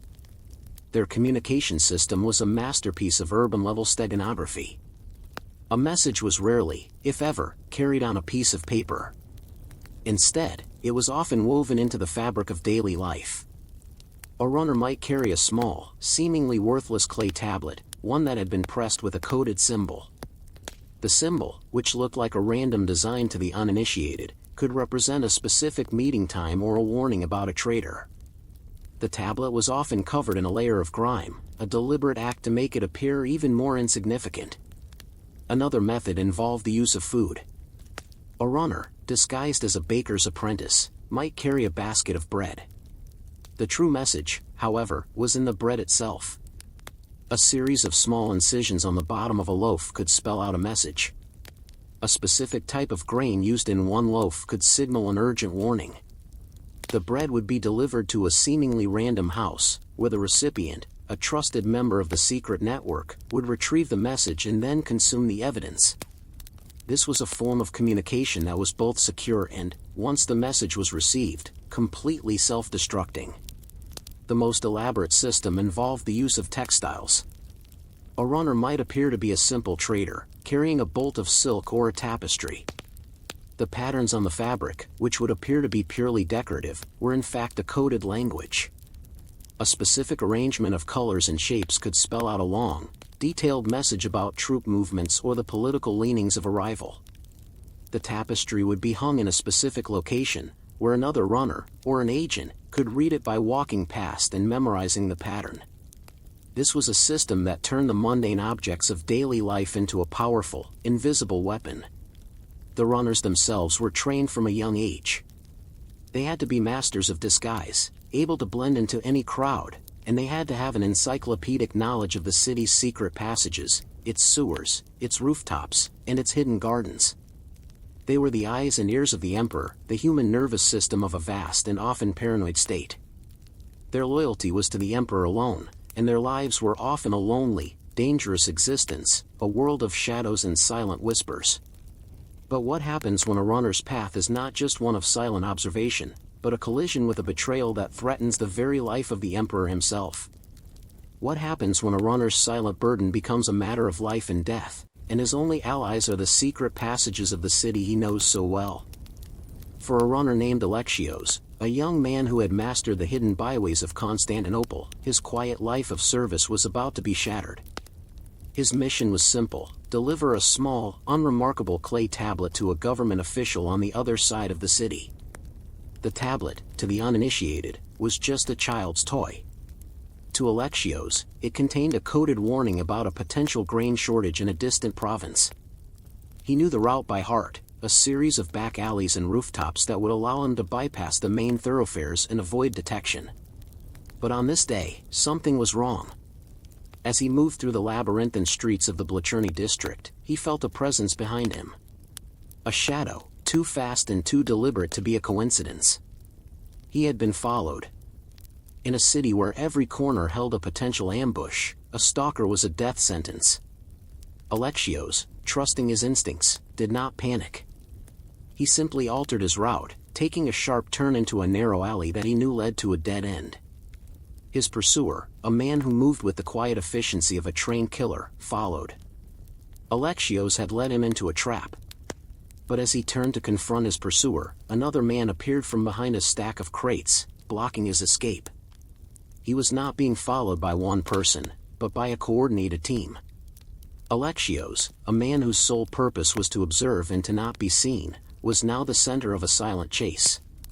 He had to think fast. He threw the clay tablet at the first man, a desperate act to buy himself a moment of confusion. As the man instinctively tried to catch the tablet, Alexios scrambled up a drain pipe, using his intimate knowledge of the city's vertical space to escape. He climbed onto a rooftop, the vast expanse of Constantinople stretching out before him, its domes and minarets shimmering in the late afternoon sun. He could see his pursuers below, now joined by a third man, their search a silent, systematic process. They knew he was on the rooftops. His mission was no longer about delivering a message about grain. It was about survival. The men pursuing him were not common thieves. Their coordination and skill were a sign that they were part of a powerful faction, perhaps a rival courtier or a foreign spy network. The message on the clay tablet, which he had dismissed as a simple report, must have been something far more important, something that a powerful person wanted silenced. Alexios, with his intimate knowledge of the city, had become an unwanted witness. He had to get to the official and warn him, not just about the grain, but about the very real and present danger to the entire network. The chase became a silent ballet of strategy and desperation. Alexios used every trick he had learned: the hidden staircases, the secret passageways through old monasteries, the rooftop gardens that were only known to a few. He was a ghost in his own city, a man whose life had prepared him for this very moment. But his pursuers were relentless. They were not just chasing a man, they were hunting a ghost, a phantom that knew the city better than they did. The fate of a city, and perhaps the life of the emperor, was now tied to the silent race of a single, unremarkable runner. The clay tablet, which had seemed so insignificant, had become the most valuable object in the empire, and Alexios, a man who was supposed to be a silent shadow, had become a moving target. But what would happen when the hunter and the hunted finally met? How could a man whose sole purpose was to carry a message survive a confrontation that was not a part of his training? The chase culminated not in a violent confrontation, but in a final, quiet act of misdirection. Alexios, with his pursuers closing in, did not run for the safety of a military barracks or a government building. He ran for the one place he knew they would never think to look, a public bathhouse. He sprinted through the steam-filled rooms, a silent figure in the hazy chaos of splashing water and murmuring voices. His pursuers, a group of men accustomed to the darkness of alleys and the quiet of rooftops, were disoriented by the crowds and the steam. They were looking for a shadow. Alexios had become a ghost. In a quiet corner, near a cold plunge pool, Alexios found the government official he was meant to meet, a man named Theophilos, disguised as a common bather. Alexios did not hand over the clay tablet. He knew it was too dangerous to reveal. Instead, with a calm voice, he began to speak, but not about grain. He spoke of the day's events in a coded language that only Theophilos would understand. He described his pursuers' movements, their number, and their methods, using common bathhouse terminology. "The water from the hot pool is getting cold too quickly," he whispered, a silent signal that his pursuers were close and well organized. "A man with a towel of a different color followed me from the steam room," he said, using towel as a code for a leader of the group. Theophilos listened, his face impassive. He understood the message perfectly. The grain shortage was a red herring. The real message was a warning of a plot against the emperor, and the clay tablet was not about grain at all, but a coded document that would have exposed the traitors. Alexios had been a decoy, a pawn in a larger game. The assassins were not after the message, they were after him, to ensure he could not expose the plot. The official's reaction was swift and silent. He did not call for guards. That would have caused a public panic and exposed the secret network. Instead, he simply left the bathhouse and, within an hour, a series of seemingly mundane events began to unfold across the city. A fire broke out near a merchant's house. A key official was taken ill and sent to the countryside. A shipment of grain, a real one, was redirected to a different province. Each of these events was a coded countermove, a silent order to the loyal factions of the empire. By nightfall, the conspiracy had been dismantled, not with swords and arrests, but with a series of quiet, bureaucratic acts. The plotters, seeing their network unravel, simply disappeared into the shadows. Alexios had survived, not because he was a fighter, but because he was a master of his craft. He had used his knowledge of the city to turn an act of communication into an act of survival. The clay tablet, which was now forgotten at the bottom of a cold pool, was no longer a secret. The real secret was the one he had transmitted in plain sight, in the middle of a crowded room, using a language that was as old as the city itself. His story, and countless others like it, would never be written in the official histories. They were the unwritten chronicles of the Byzantine Empire, the silent testament to the ingenuity and resilience of the people who kept it from collapsing under the weight of its own conspiracies. This story of the secret runners teaches us that the most significant events in history are often born from the most boring and mundane details. It reminds us that behind every grand narrative of a king or an empire, there are countless untold stories of ordinary people whose silent acts of courage, loyalty, and betrayal shaped the course of history in ways that we may never fully know. The Byzantine Empire was a sprawling, powerful entity, but its true strength lay not in its armies or its wealth, but in its ability to manage the flow of information, a skill that turned a common runner into an unlikely hero. The Byzantine Empire used secret runners, but what about a civilization that used animals to communicate? How did a group of people manage to create a secret network using domesticated pigeons in the midst of a civil war? The year is 1870. The Prussian army, under the command of Otto von Bismarck, has laid siege to Paris. The city, once a beacon of art and culture, is now a starving, isolated fortress. For 4 long months, the inhabitants of Paris were cut off from the outside world. All lines of communication, telegraph, rail, and road, were severed. How did a city of millions, trapped by an enemy army, manage to communicate with the rest of France? How did they send news of their plight, and more importantly, how did they receive messages of hope and strategic information? The answer, like so many great stories of human ingenuity, lies in an ancient form of technology adapted for a modern war, the humble carrier pigeon. The use of pigeons for communication was not new. The Romans and the ancient Greeks had used them for centuries.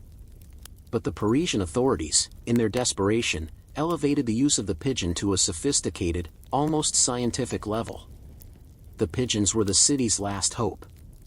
They were the only creatures that could consistently fly over the Prussian lines, a living, feathered bridge to the free world.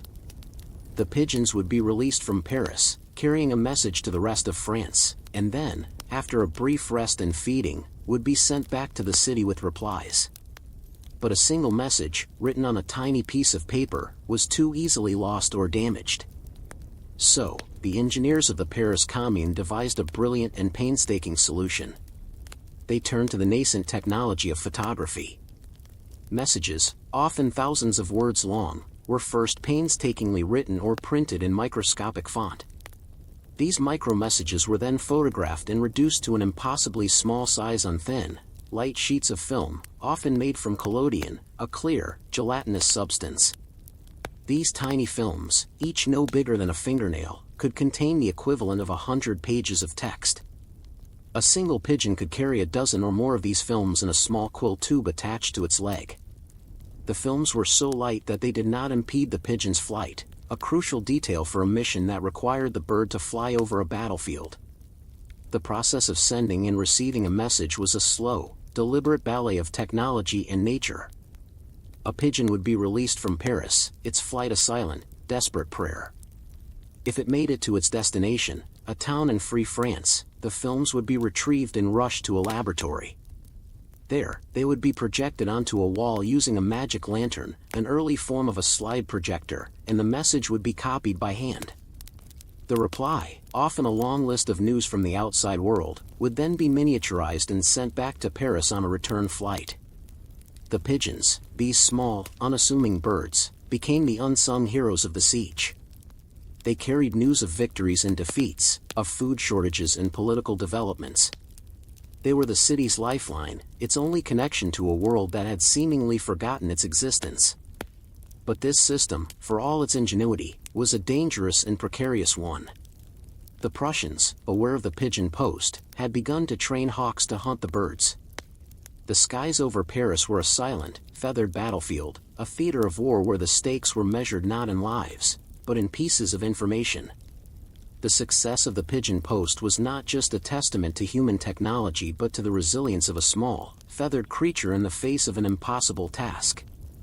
But what happens when a single pigeon carries a message so vital, so explosive, that its safe arrival could mean the difference between victory and complete collapse? What if a single, tiny, invisible piece of film held the fate of a city in its hands?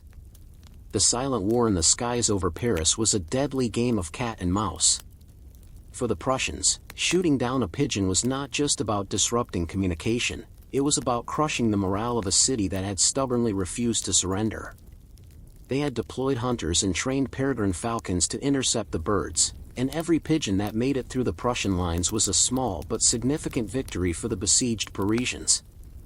For the postal officials in Paris, the arrival of a pigeon was met with an almost religious reverence, but the fear of a message being intercepted was a constant, gnawing anxiety. Our story focuses on a single pigeon, a small, unremarkable bird named Le Courageux, the courageous one. Le Courageux was not a legendary flyer. In fact, it was known for being a bit slow and clumsy, but it was reliable. On a particularly dark and foggy morning, Le Courageux was released from a village just outside the Prussian lines, carrying a message so vital that its contents were known only to a handful of high-ranking officials. The message, miniaturized onto a single piece of film, contained a detailed plan for a coordinated breakout from the city, along with the precise date and time of the planned attack. It was a gamble, a last-ditch effort to break the siege. The fate of hundreds of thousands of lives rested on this one bird. The flight was fraught with danger. The fog, which had been a blessing, suddenly began to clear, revealing the bird to the watchful eyes of Prussian hunters. Le Courageux, however, was not alone. The French had released a dozen decoy pigeons, hoping to confuse the enemy.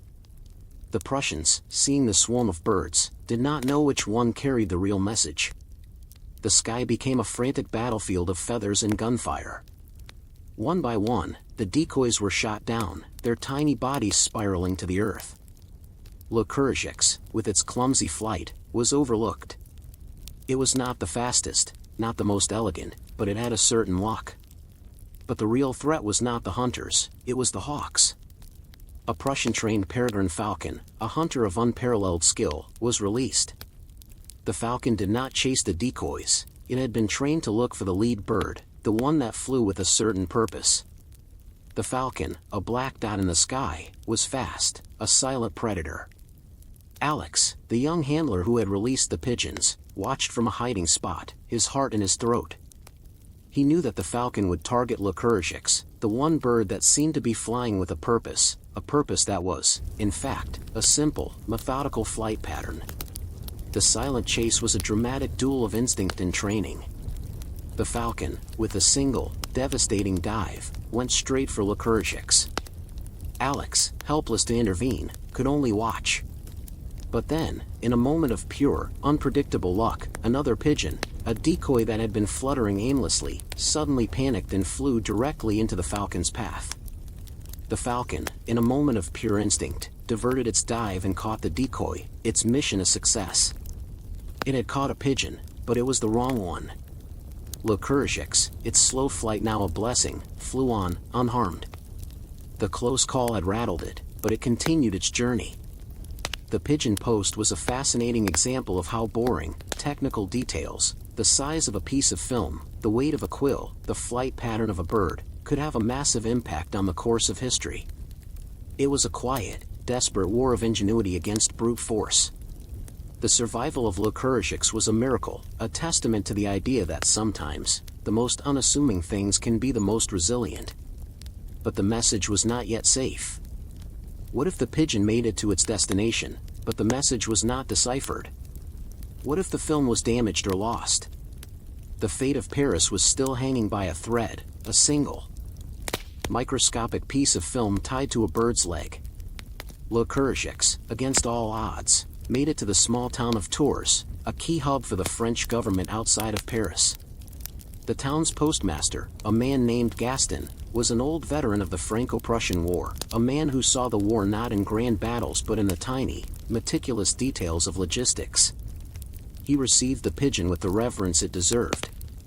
He carefully removed the quill from its leg and extracted the microscopic film.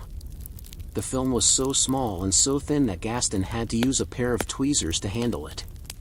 He immediately recognized it as a crucial message. He rushed to the local photographic studio, where the magic lantern projector was set up. The studio's owner, a young man named Pierre, was a nervous wreck. The Prussians were rumored to be nearby, and he feared that any delay could be catastrophic. Gaston, with a calm, practiced hand, placed the film into the projector. Pierre turned on the lantern, and the minuscule message was projected onto the wall, a clear, sharp image of text. Gaston began to meticulously copy the words onto a larger sheet of paper, his hand moving with the familiar rhythm of a scribe. The message contained the precise details of the planned breakout from Paris, the time, the date, and the specific coordinates for the coordinated attack. It was a lifeline, a blueprint for survival. But as Gaston was copying the last few lines, a shadow fell over the text. The door of the studio had been kicked open. A detachment of Prussian soldiers, led by a ruthless commander, had found them. They had not been looking for the pigeon, they had been tipped off by a French spy who had known the message's likely destination. The spy had not known what the message contained, but he knew its importance. The Prussians immediately seized the film. Gaston, in a quiet, desperate act, ripped the paper he had been writing on and began to chew it, hoping to destroy the evidence. But it was too late. The Prussian commander had the film. He did not know what it said, but he knew it was a vital piece of information.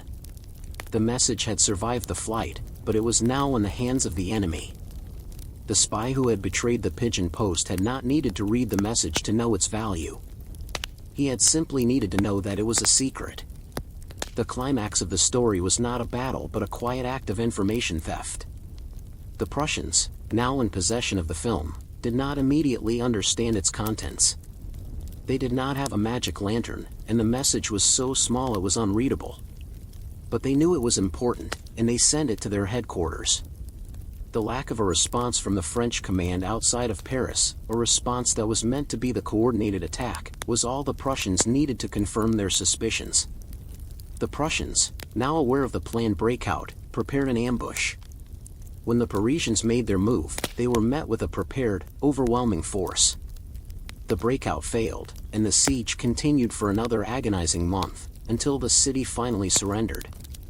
The story of the pigeon post of the Paris Commune teaches us a crucial lesson about the nature of information and the unsung heroes of history.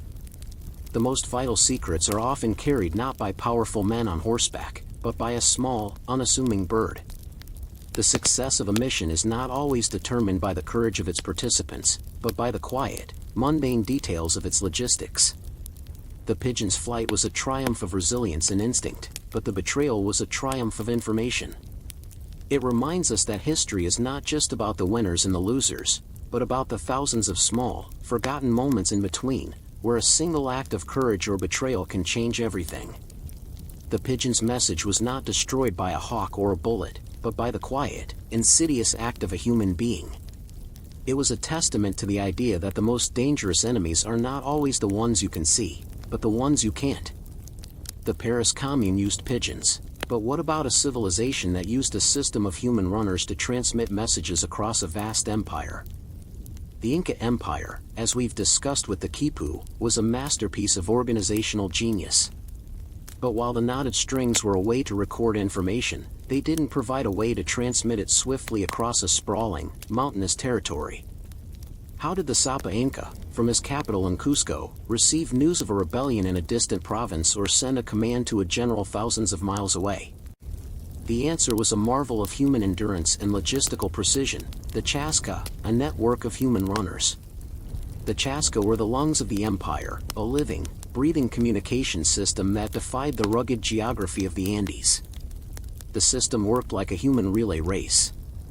At regular intervals, often every few miles, small stone shelters known as tambos were built along the empire's vast road network.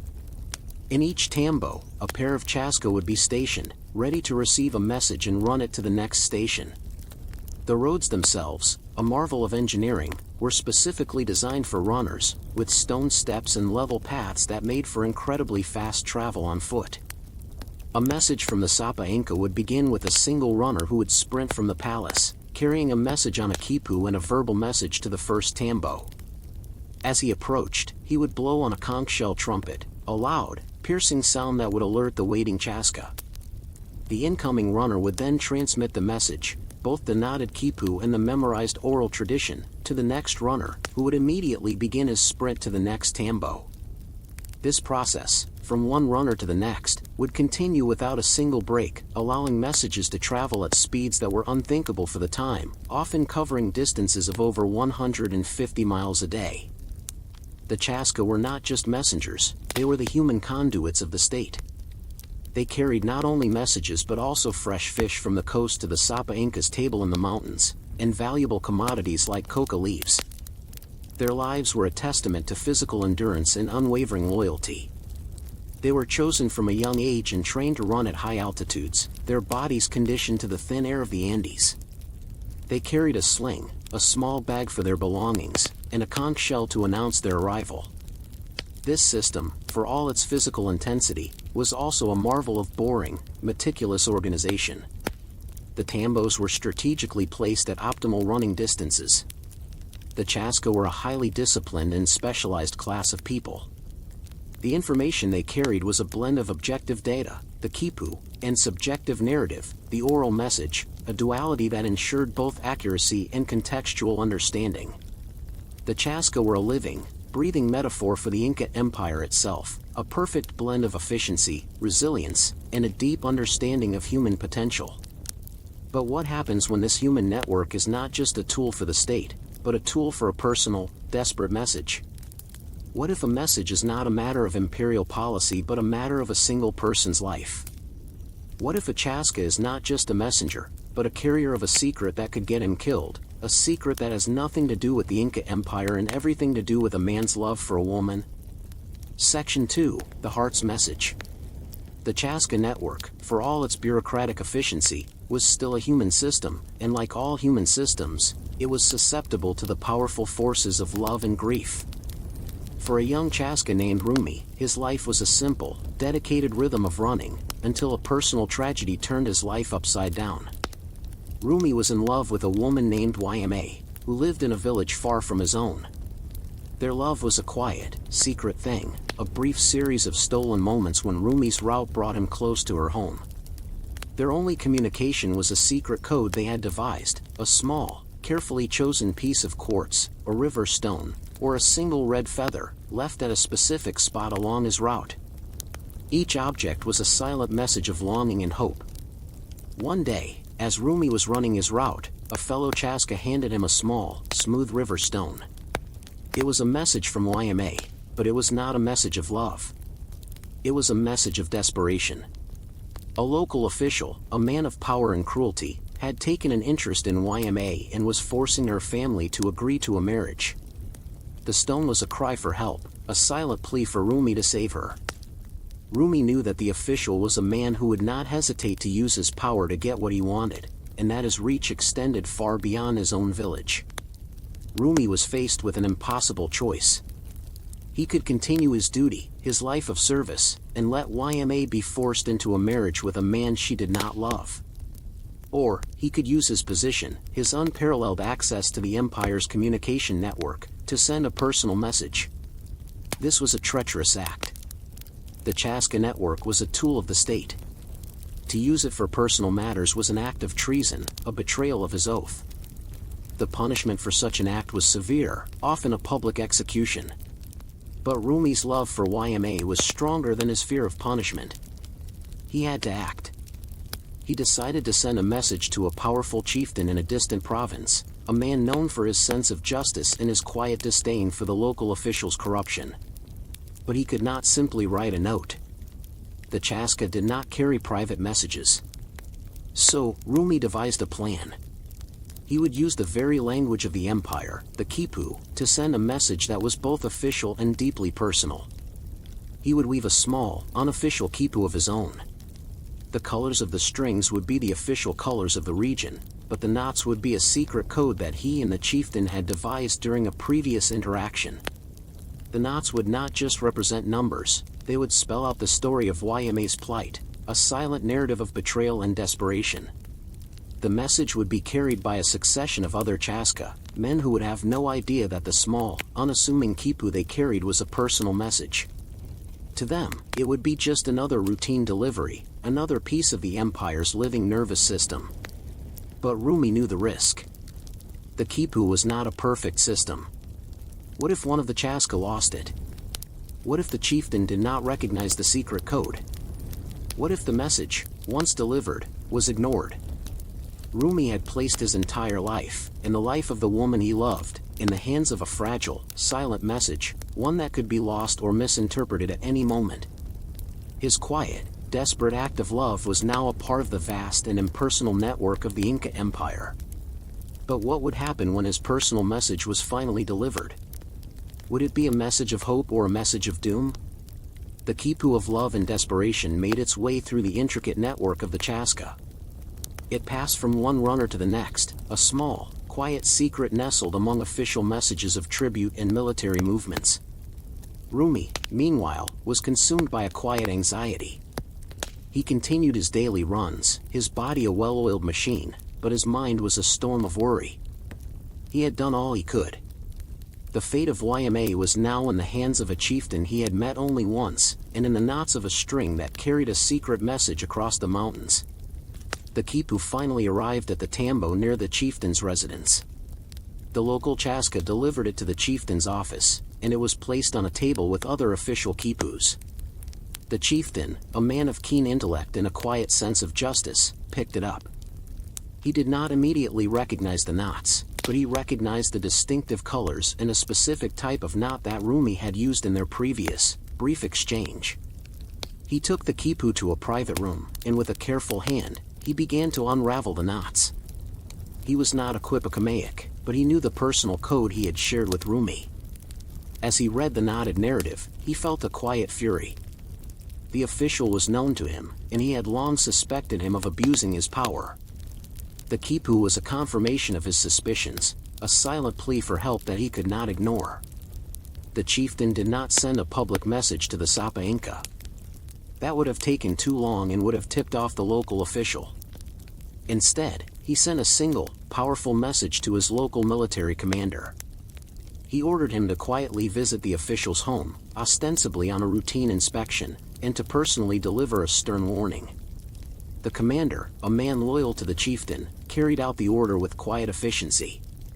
He arrived at the official's home, his presence a silent threat. The official, who had been on the verge of forcing YMA into marriage, understood the unspoken message.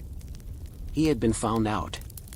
The chieftain did not need to use force, he had simply needed to use the quiet, overwhelming power of his influence.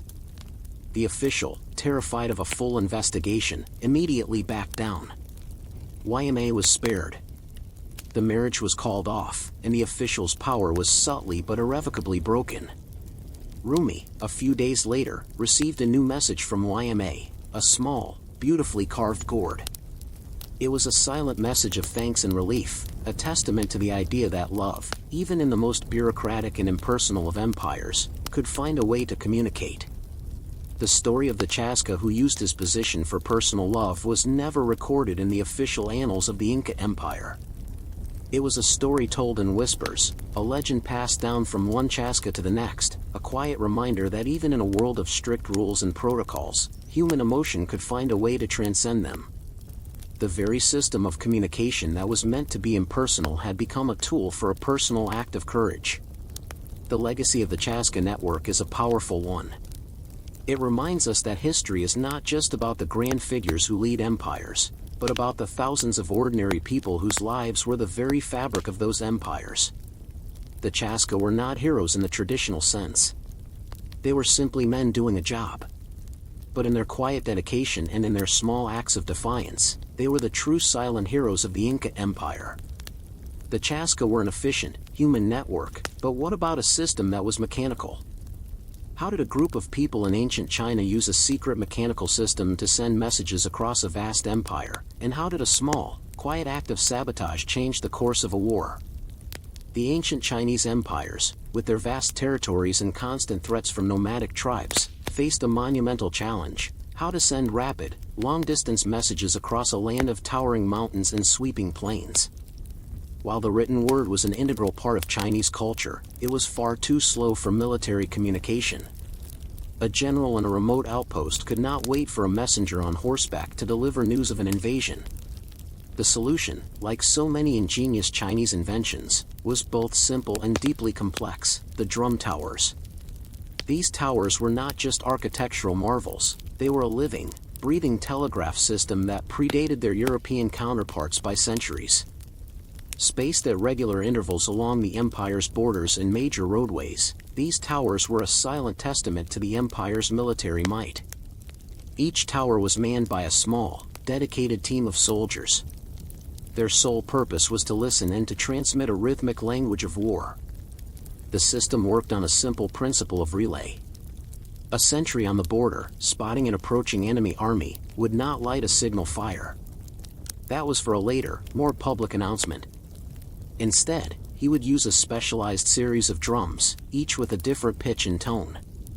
A deep, resounding drum might signal the size of the approaching force, while a high-pitched drum could indicate their direction. The beats were not random, they were a complex form of code, a percussive language of numbers, directions, and warnings. The rhythm of the beats, the pauses between them, and the specific sequence of the drums all had a precise meaning. This coded language, known only to the soldiers, was a masterpiece of information compression. The signal would be picked up by the next drum tower, often miles away, and the soldiers there would immediately begin to replicate the message, passing it on to the next tower down the line. This relay system was incredibly fast. A message could travel from a remote border outpost to the emperor's palace in the capital in a matter of hours, a feat that would have taken a horseman days or even weeks to accomplish. The rhythm was so quick that a soldier had to be highly trained, a master of both music and military intelligence. They had to be able to listen to a complex series of beats and instantly replicate it without a single error. The drum towers were a silent, rhythmic nervous system of the empire. They were the key to its military defense, a system that allowed the emperor to react to a threat with a speed that was unparalleled in the ancient world. But this system, for all its efficiency, had a crucial weakness: it relied on the unwavering loyalty of every single soldier in the network. A single act of sabotage, a single mistake, could send a false message, a message that could lead an army into an ambush or cause the emperor to waste resources on a phantom threat. What if a soldier, a man who had sworn an oath of loyalty to the emperor, was to use this perfect system of communication for a more personal, and far more dangerous, purpose? The drum towers were a tool of imperial power, but for a soldier named Lien, they became a tool for a quiet, personal vengeance. Lien was not a traitor to the empire. He was a man who had been wronged by a specific, high-ranking general, a man whose ambition had led to the death of Lien's older brother in a poorly executed military campaign. The general, a man named Gao, had lied in his reports to the emperor, blaming the defeat on the enemy's superior numbers, when in fact, it was his own arrogance that had led to the ambush. Lien, a junior soldier on a remote drum tower, knew the truth. He had read the coded reports that passed through his tower, and he knew that Gao's message of a victory was a lie. He had no power to expose the general, but he had access to the one thing that could bring him down: the drum towers. A message was on its way from the capital, a coded command from the emperor to General Gao, authorizing a new, crucial offensive against the nomadic tribes. The message, a series of complex, rapid beats, was a command for Gao to move his army to a specific location, a narrow mountain pass where a decisive battle could be fought. Lien received the message with his usual, quiet efficiency, but as he was about to pass it on to the next tower, he made a small, almost imperceptible change. He altered a single, rhythmic beat. The change was so minor, so subtle, that a less trained ear would have missed it. But in the rhythmic language of the drum towers, it was a world of difference. The original message ordered Gao to move his army to Mountain Pass of the Twin Peaks. The location was a perfect place for an ambush. Lien's altered message, however, changed the destination to Mountain Pass of the Twisted Pine. The difference was just a single drumbeat. The next tower received the message, replicated it flawlessly, and passed it on. The message, with its silent, unnoticeable error, traveled down the long line of drum towers, a lie passed from one loyal soldier to the next, until it reached General Gao. Gao, a man of great arrogance, did not question the message. Why would he? It had come through the most secure, most reliable communication network in the empire. He immediately ordered his troops to march to the mountain pass of the Twisted Pine. The emperor's plan had been to lure the nomadic tribes to the mountain pass of the Twin Peaks, where a larger force was waiting in ambush. But Gao's army, believing they were marching into a decisive battle, were instead marching into a trap. The nomads, who had been expecting a confrontation at the Twin Peaks, were surprised to see Gao's army in an unexpected location. The battle was a disaster. Gao's army was decimated, and the empire suffered a major military defeat. Lien, on his remote drum tower, heard the faint, distant sounds of the battle. He knew his silent act had worked. He had not betrayed the emperor, he had simply used the system to expose the very lie that the system was meant to prevent. The general's incompetence was now undeniable. He could not blame the enemy, he had chosen the wrong location, a clear sign of his failure. But Lien's act of sabotage was a double-edged sword. He had used the system to achieve a personal goal, but in doing so, he had proven that the system itself was fallible. The emperor, in his rage, would not just look for the reason for the defeat, he would look for the source of the false message. Lien, the quiet, unremarkable soldier, had just become the most dangerous man in the empire. What would happen when the emperor's investigation finally reached the remote drum tower? The defeat at the mountain pass of the Twisted Pine was a national humiliation. The emperor, a man of immense power and quick to anger, did not simply accept General Gao's excuses. He launched a full-scale investigation. The official histories would record the event as a military blunder, a sign of the general's incompetence. But the private investigation, a silent, methodical search for the source of the false message, was far more interesting. The Emperor's loyal agents, masters of both military strategy and subtle detective work, began to retrace the message's journey, moving from one drum tower to the next, listening to the soldiers' accounts and cross-referencing their logs. The investigation was a slow, deliberate process, a meticulous search for a single, rhythmic anomaly. It was a search for a ghost, a whisper in the wind. The investigators finally reached Lien's tower. They questioned him, and he, with his quiet, unassuming demeanor, told them a version of the truth. He did not admit to sabotage. Instead, he claimed that the soldier from the previous tower had made a small error, a misstruck beat that he, in his haste, had failed to correct. He had simply repeated what he had heard. He had used the built-in flaw of the system, the possibility of human error, to conceal his act of defiance. The investigators, after a long and fruitless inquiry, concluded that the message had been corrupted by a simple, honest mistake. The drum towers, for all their perfection, were still operated by human beings. The consequence for Lien was a quiet, private victory. General Gao was disgraced, his military career in tatters. He was not executed, but he was stripped of his title and sent to a remote, unimportant province, his name a stain on the Empire's military record. Lien, meanwhile, was promoted for his unwavering loyalty and his supposed honesty in the investigation. He had not only achieved his revenge, but he had done so without a single person ever knowing the truth. The drum towers, a symbol of imperial power, had become a tool of personal justice. The legacy of this event was a quiet, unseen change in the way the Empire communicated.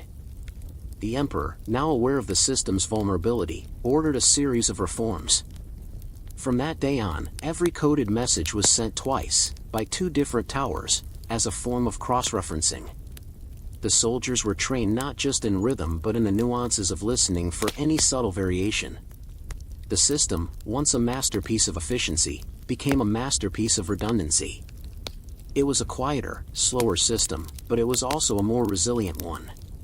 The single, small act of a soldier on a remote tower had not only toppled a general but had also fundamentally changed the way a great empire managed its information. The story of the drum towers teaches us that history is not just about the grand battles that are fought on the battlefield, but about the quiet, unwritten battles that are fought in the silent spaces in between. It reminds us that the power of a single person, with access to a seemingly boring but crucial system, can have a profound impact on the course of an entire civilization. The drum towers were a symbol of strength, but their story is a testament to the idea that a whisper can be more powerful than a roar. The drum towers were a mechanical form of communication, but what about a system that was both human and mechanical? How did a group of women in a World War II intelligence unit use the mundane details of daily life to break German codes and change the course of a war? World War II was not just fought on battlefields, it was also fought in quiet, unassuming rooms across Europe, a war of intellect and information. At the heart of this hidden conflict was Bletchley Park, a sprawling country estate in England that served as the nerve center for British code-breaking efforts. You might imagine that the men and women who worked here were brilliant mathematicians and grizzled spies. While many were, a large portion of the staff were ordinary young women, often from modest backgrounds, whose mundane, repetitive tasks were the foundation of one of the greatest intelligence triumphs in history. The German military's primary communication system was the Enigma machine. It was an electromechanical device that could encrypt messages with a staggering number of possible combinations, making its code virtually unbreakable. The Germans believed the Enigma was an impenetrable fortress, and for a long time, they were right. But the British had a secret weapon, the meticulous, almost boring, work of the women who operated the Typex machines and the bomb machines. The Typex machines were British versions of the Enigma, and the women who operated them were not just typists. They were an integral part of the code-breaking process. The captured German messages, often sent in a seemingly random jumble of letters, were first given to these women. Their job was to meticulously retype the messages into the Typex machines, a task that was monotonous and repetitive. A single mistake, a mistyped letter, a missed space, could throw off an entire decryption attempt. These women, many of whom had no idea what they were doing, were trained to be masters of speed and accuracy, their fingers a blur of motion over the keyboard. Their work was not glamorous, but it was the essential first step in the chain of intelligence. But the true genius of Bletchley Park was in the bomb machines, the electromechanical devices that were designed by Alan Turing and his team to help decipher the Enigma codes. The bomb was a massive, clunky machine, filled with whirring rotors and clicking relays. The bomb operators were almost exclusively women, and their job was to set up the bomb based on a series of daily cribs, or known plaintext sections of a message. This process, too, was incredibly tedious. The women would meticulously set the rotors on the bomb, plug in the hundreds of cables, and then turn it on. The machine would whir to life, a cacophony of clicks and buzzes, and the operators would have to listen for the specific click that signaled a stop, a potential solution. If a stop was found, the women would carefully transcribe the rotor settings and pass them on to the next section for a more detailed analysis. The work was repetitive, loud, and required an incredible amount of focus. The women who worked at Bletchley Park were not just machine operators, they were silent soldiers in a quiet war. They were given a single, crucial instruction: do not tell anyone what you do here, not your family, not your friends, and not even the person working next to you. The secrecy was so profound that many of them went to their graves without ever telling their families the true nature of their work. They were a testament to the idea that some of the most important work in history is done not by a single genius but by a collective of ordinary people performing a series of boring, meticulous tasks. But this system, for all its quiet efficiency, had a crucial weakness: it relied on the human element.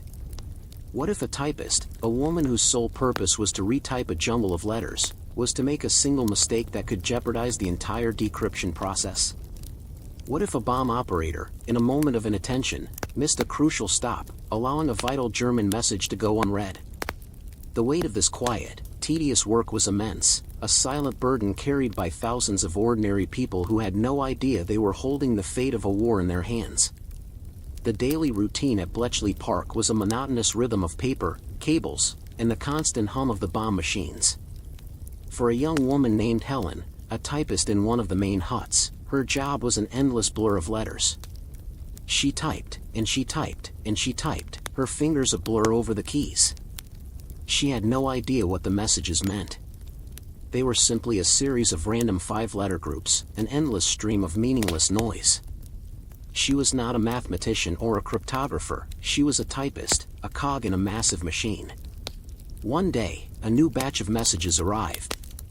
The messages, intercepted from a German U-boat in the Atlantic, were of the utmost urgency. Helen was given one of the messages to transcribe. The message was long, and as she typed, she was distracted by the buzzing of a fly near her face. In a fleeting moment of distraction, she typed a Q instead of a G. It was a simple, innocent mistake, a single finger slip in a sea of thousands of letters. She didn't notice the error. She finished the message, handed it to the next person in the chain, and moved on to the next task. The message, with its single, tiny error, was then fed into the bomb machine. The machine, however, could not find a solution. The single-letter error had created a logical inconsistency in the code. The rotors whirred, the relays clicked, but the machine never stopped. The message was a dead end. The bomb operators, unaware of the typing error, assumed the message was a random signal or a test message. It was discarded. A vital piece of intelligence, the location of a convoy of German supply ships, was missed. Meanwhile, the German U-boats, unaware of their near decryption, continued their hunt. The Allied convoy, its position now known to the enemy, was sailing directly into a trap. The missed message, a quiet, almost unnoticeable failure, was about to have a catastrophic consequence. The team at Bletchley Park was completely oblivious. They were searching for a solution, a breakthrough, but the solution was right in front of them, corrupted by a single, tiny, human mistake. The weight of this quiet, unwritten tragedy was immense. A young woman, just doing her job, had inadvertently sent a convoy to its doom. She had no way of knowing. She was a single, anonymous link in a long chain of information. Her mistake was a testament to the fact that even in the most technologically advanced systems, the human element remains the most vulnerable. The story of the typist's error is a perfect example of a boring, seemingly insignificant detail of history that had a massive, devastating impact on the course of a war. The real battle was not just against the enemy's code, it was against the tiny, human frailties that could jeopardize everything. But what would be the consequence of this single, unwritten error? How would the Bletchley Park team, in their quiet desperation, eventually find the flaw in their system? And what would happen to the young typist whose quiet mistake almost cost a war? The aftermath of the missed message was a quiet but devastating crisis at Bletchley Park. The Allied convoy was destroyed. The loss of life was immense, and the strategic defeat was a bitter blow. The top brass at Bletchley Park knew a crucial message had been missed, but they didn't know why. They launched an investigation, not into a particular person, but into the entire system. They meticulously re-examined every message from that day, looking for an anomaly, a pattern, a logical flaw. The investigation was led by a senior cryptanalyst, a brilliant but quiet man who had a deep respect for the tedious work of the typists and the bomb operators. He began to suspect that the problem was not with the German code, but with the data they were receiving. He had a hunch that the error was not logical but human. He ordered the team to re-examine the original, raw intercepts, the very first sheets of paper that came in. As they sifted through the mountains of paper, a single, handwritten note caught his eye. It was a message that was never typed. It was the original German message, and on it, there was a single, hand-corrected mistake. A G had been written, then crossed out and replaced with a Q. The typist who had originally received the message had made the same mistake that Helen had, but she had caught it before retyping it. The senior cryptanalyst had found his ghost. He realized that a single, almost invisible error was enough to derail an entire decryption. He did not reprimand Helen or any of the other typists. In fact, he did the opposite. He ordered a new protocol to be implemented. Every message would be typed twice, by two different typists, and their work would be cross-referenced. The new system was slower, more tedious, but it was also more resilient. The senior cryptanalyst understood that the most dangerous flaws were not in the machines, but in the humans who operated them. Helen, the typist, never knew about the convoy. She never knew about her mistake. She continued to type, day after day, a silent, anonymous cog in a massive machine. The secret of her mistake, and the subsequent change in the system, was never revealed. It was a quiet, unwritten chapter in the history of Bletchley Park. The story of the typist's error is a testament to the idea that the true genius of Bletchley Park was not just in its machines or its brilliant minds, but in the quiet, painstaking work of the thousands of people whose lives were dedicated to a secret they could never tell. The legacy of Bletchley Park is a powerful one. It reminds us that some of the greatest achievements in history are not built by a single hero, but by a collective of anonymous people doing seemingly boring work. It teaches us that the most significant events in history are often born from the most mundane details, and that a single, quiet mistake can have a catastrophic impact. The typist's error was a ghost in the machine, a silent reminder that a system is only as strong as its weakest, most human link. Bletchley Park was a secret world of typewriters and machines, but what about a world where the secret was carried on the very bodies of the messengers themselves? How did a group of people in ancient China use the mundane details of their bodies to carry a secret message across a vast empire, and what was the quiet, terrifying act that made it possible? In the vast, bureaucratic, and often paranoid world of the Chinese Song dynasty, the transmission of secret messages was a high-stakes game. While official couriers on horseback and a sophisticated network of signal fires were used for public communications, the most sensitive information, intelligence from spies, commands for an army general, or messages of political intrigue, required a more subtle and far more secure method. This system was not written on silk or bamboo, but on the living skin of human beings. This was the era of the tattooed messenger, a quiet and terrifying practice that turned an ordinary person into a living, breathing piece of parchment. The process began with a man, often a peasant or a disgraced scholar, who had been chosen for the mission. He was not a spy or a soldier but a simple, unassuming person who could travel unnoticed. The message itself was not written in ink. It was an intricate, symbolic code, a series of characters and symbols that were carefully and permanently tattooed onto the man's body, often on his back or arms, where they could be easily concealed by his clothing. The tattoo artist was not just a craftsman but a master of cryptography.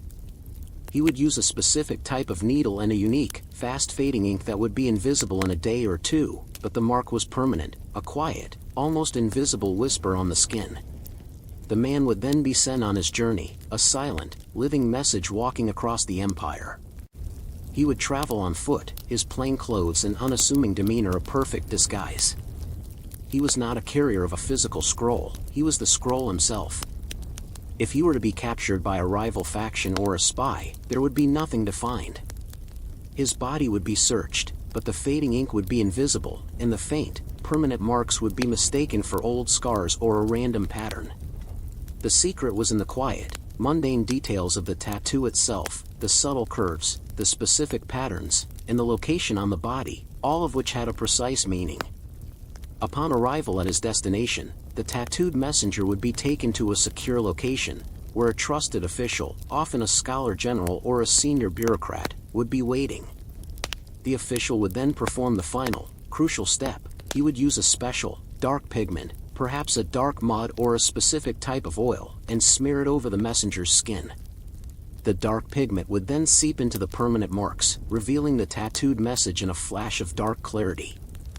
The message, once revealed, would be read, transcribed, and then wiped away, leaving the messenger's skin once again a blank canvas. This system was a testament to the fact that in a world of constant surveillance and political intrigue, the human body could be the ultimate weapon of security.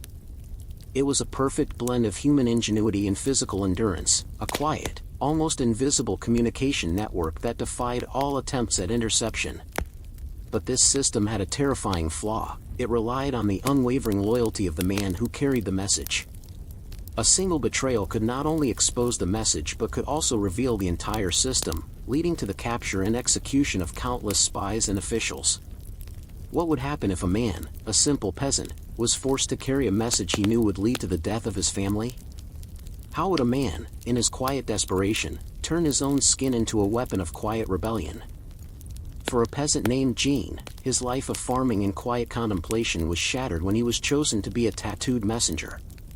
The message was a sensitive one, a set of instructions for a spy network in a rival province. But Jean had a terrible secret. The official who had chosen him, a cruel and ambitious man, had a personal vendetta against Jin's family. Jin's brother had publicly disgraced the official's nephew, and now the official was exacting his revenge. He had threatened Jin's family, promising them a slow and painful death if Jin did not deliver the message flawlessly. Jin, a man of peace, was now a pawn in a deadly game. His back was a canvas of a secret he did not want to carry.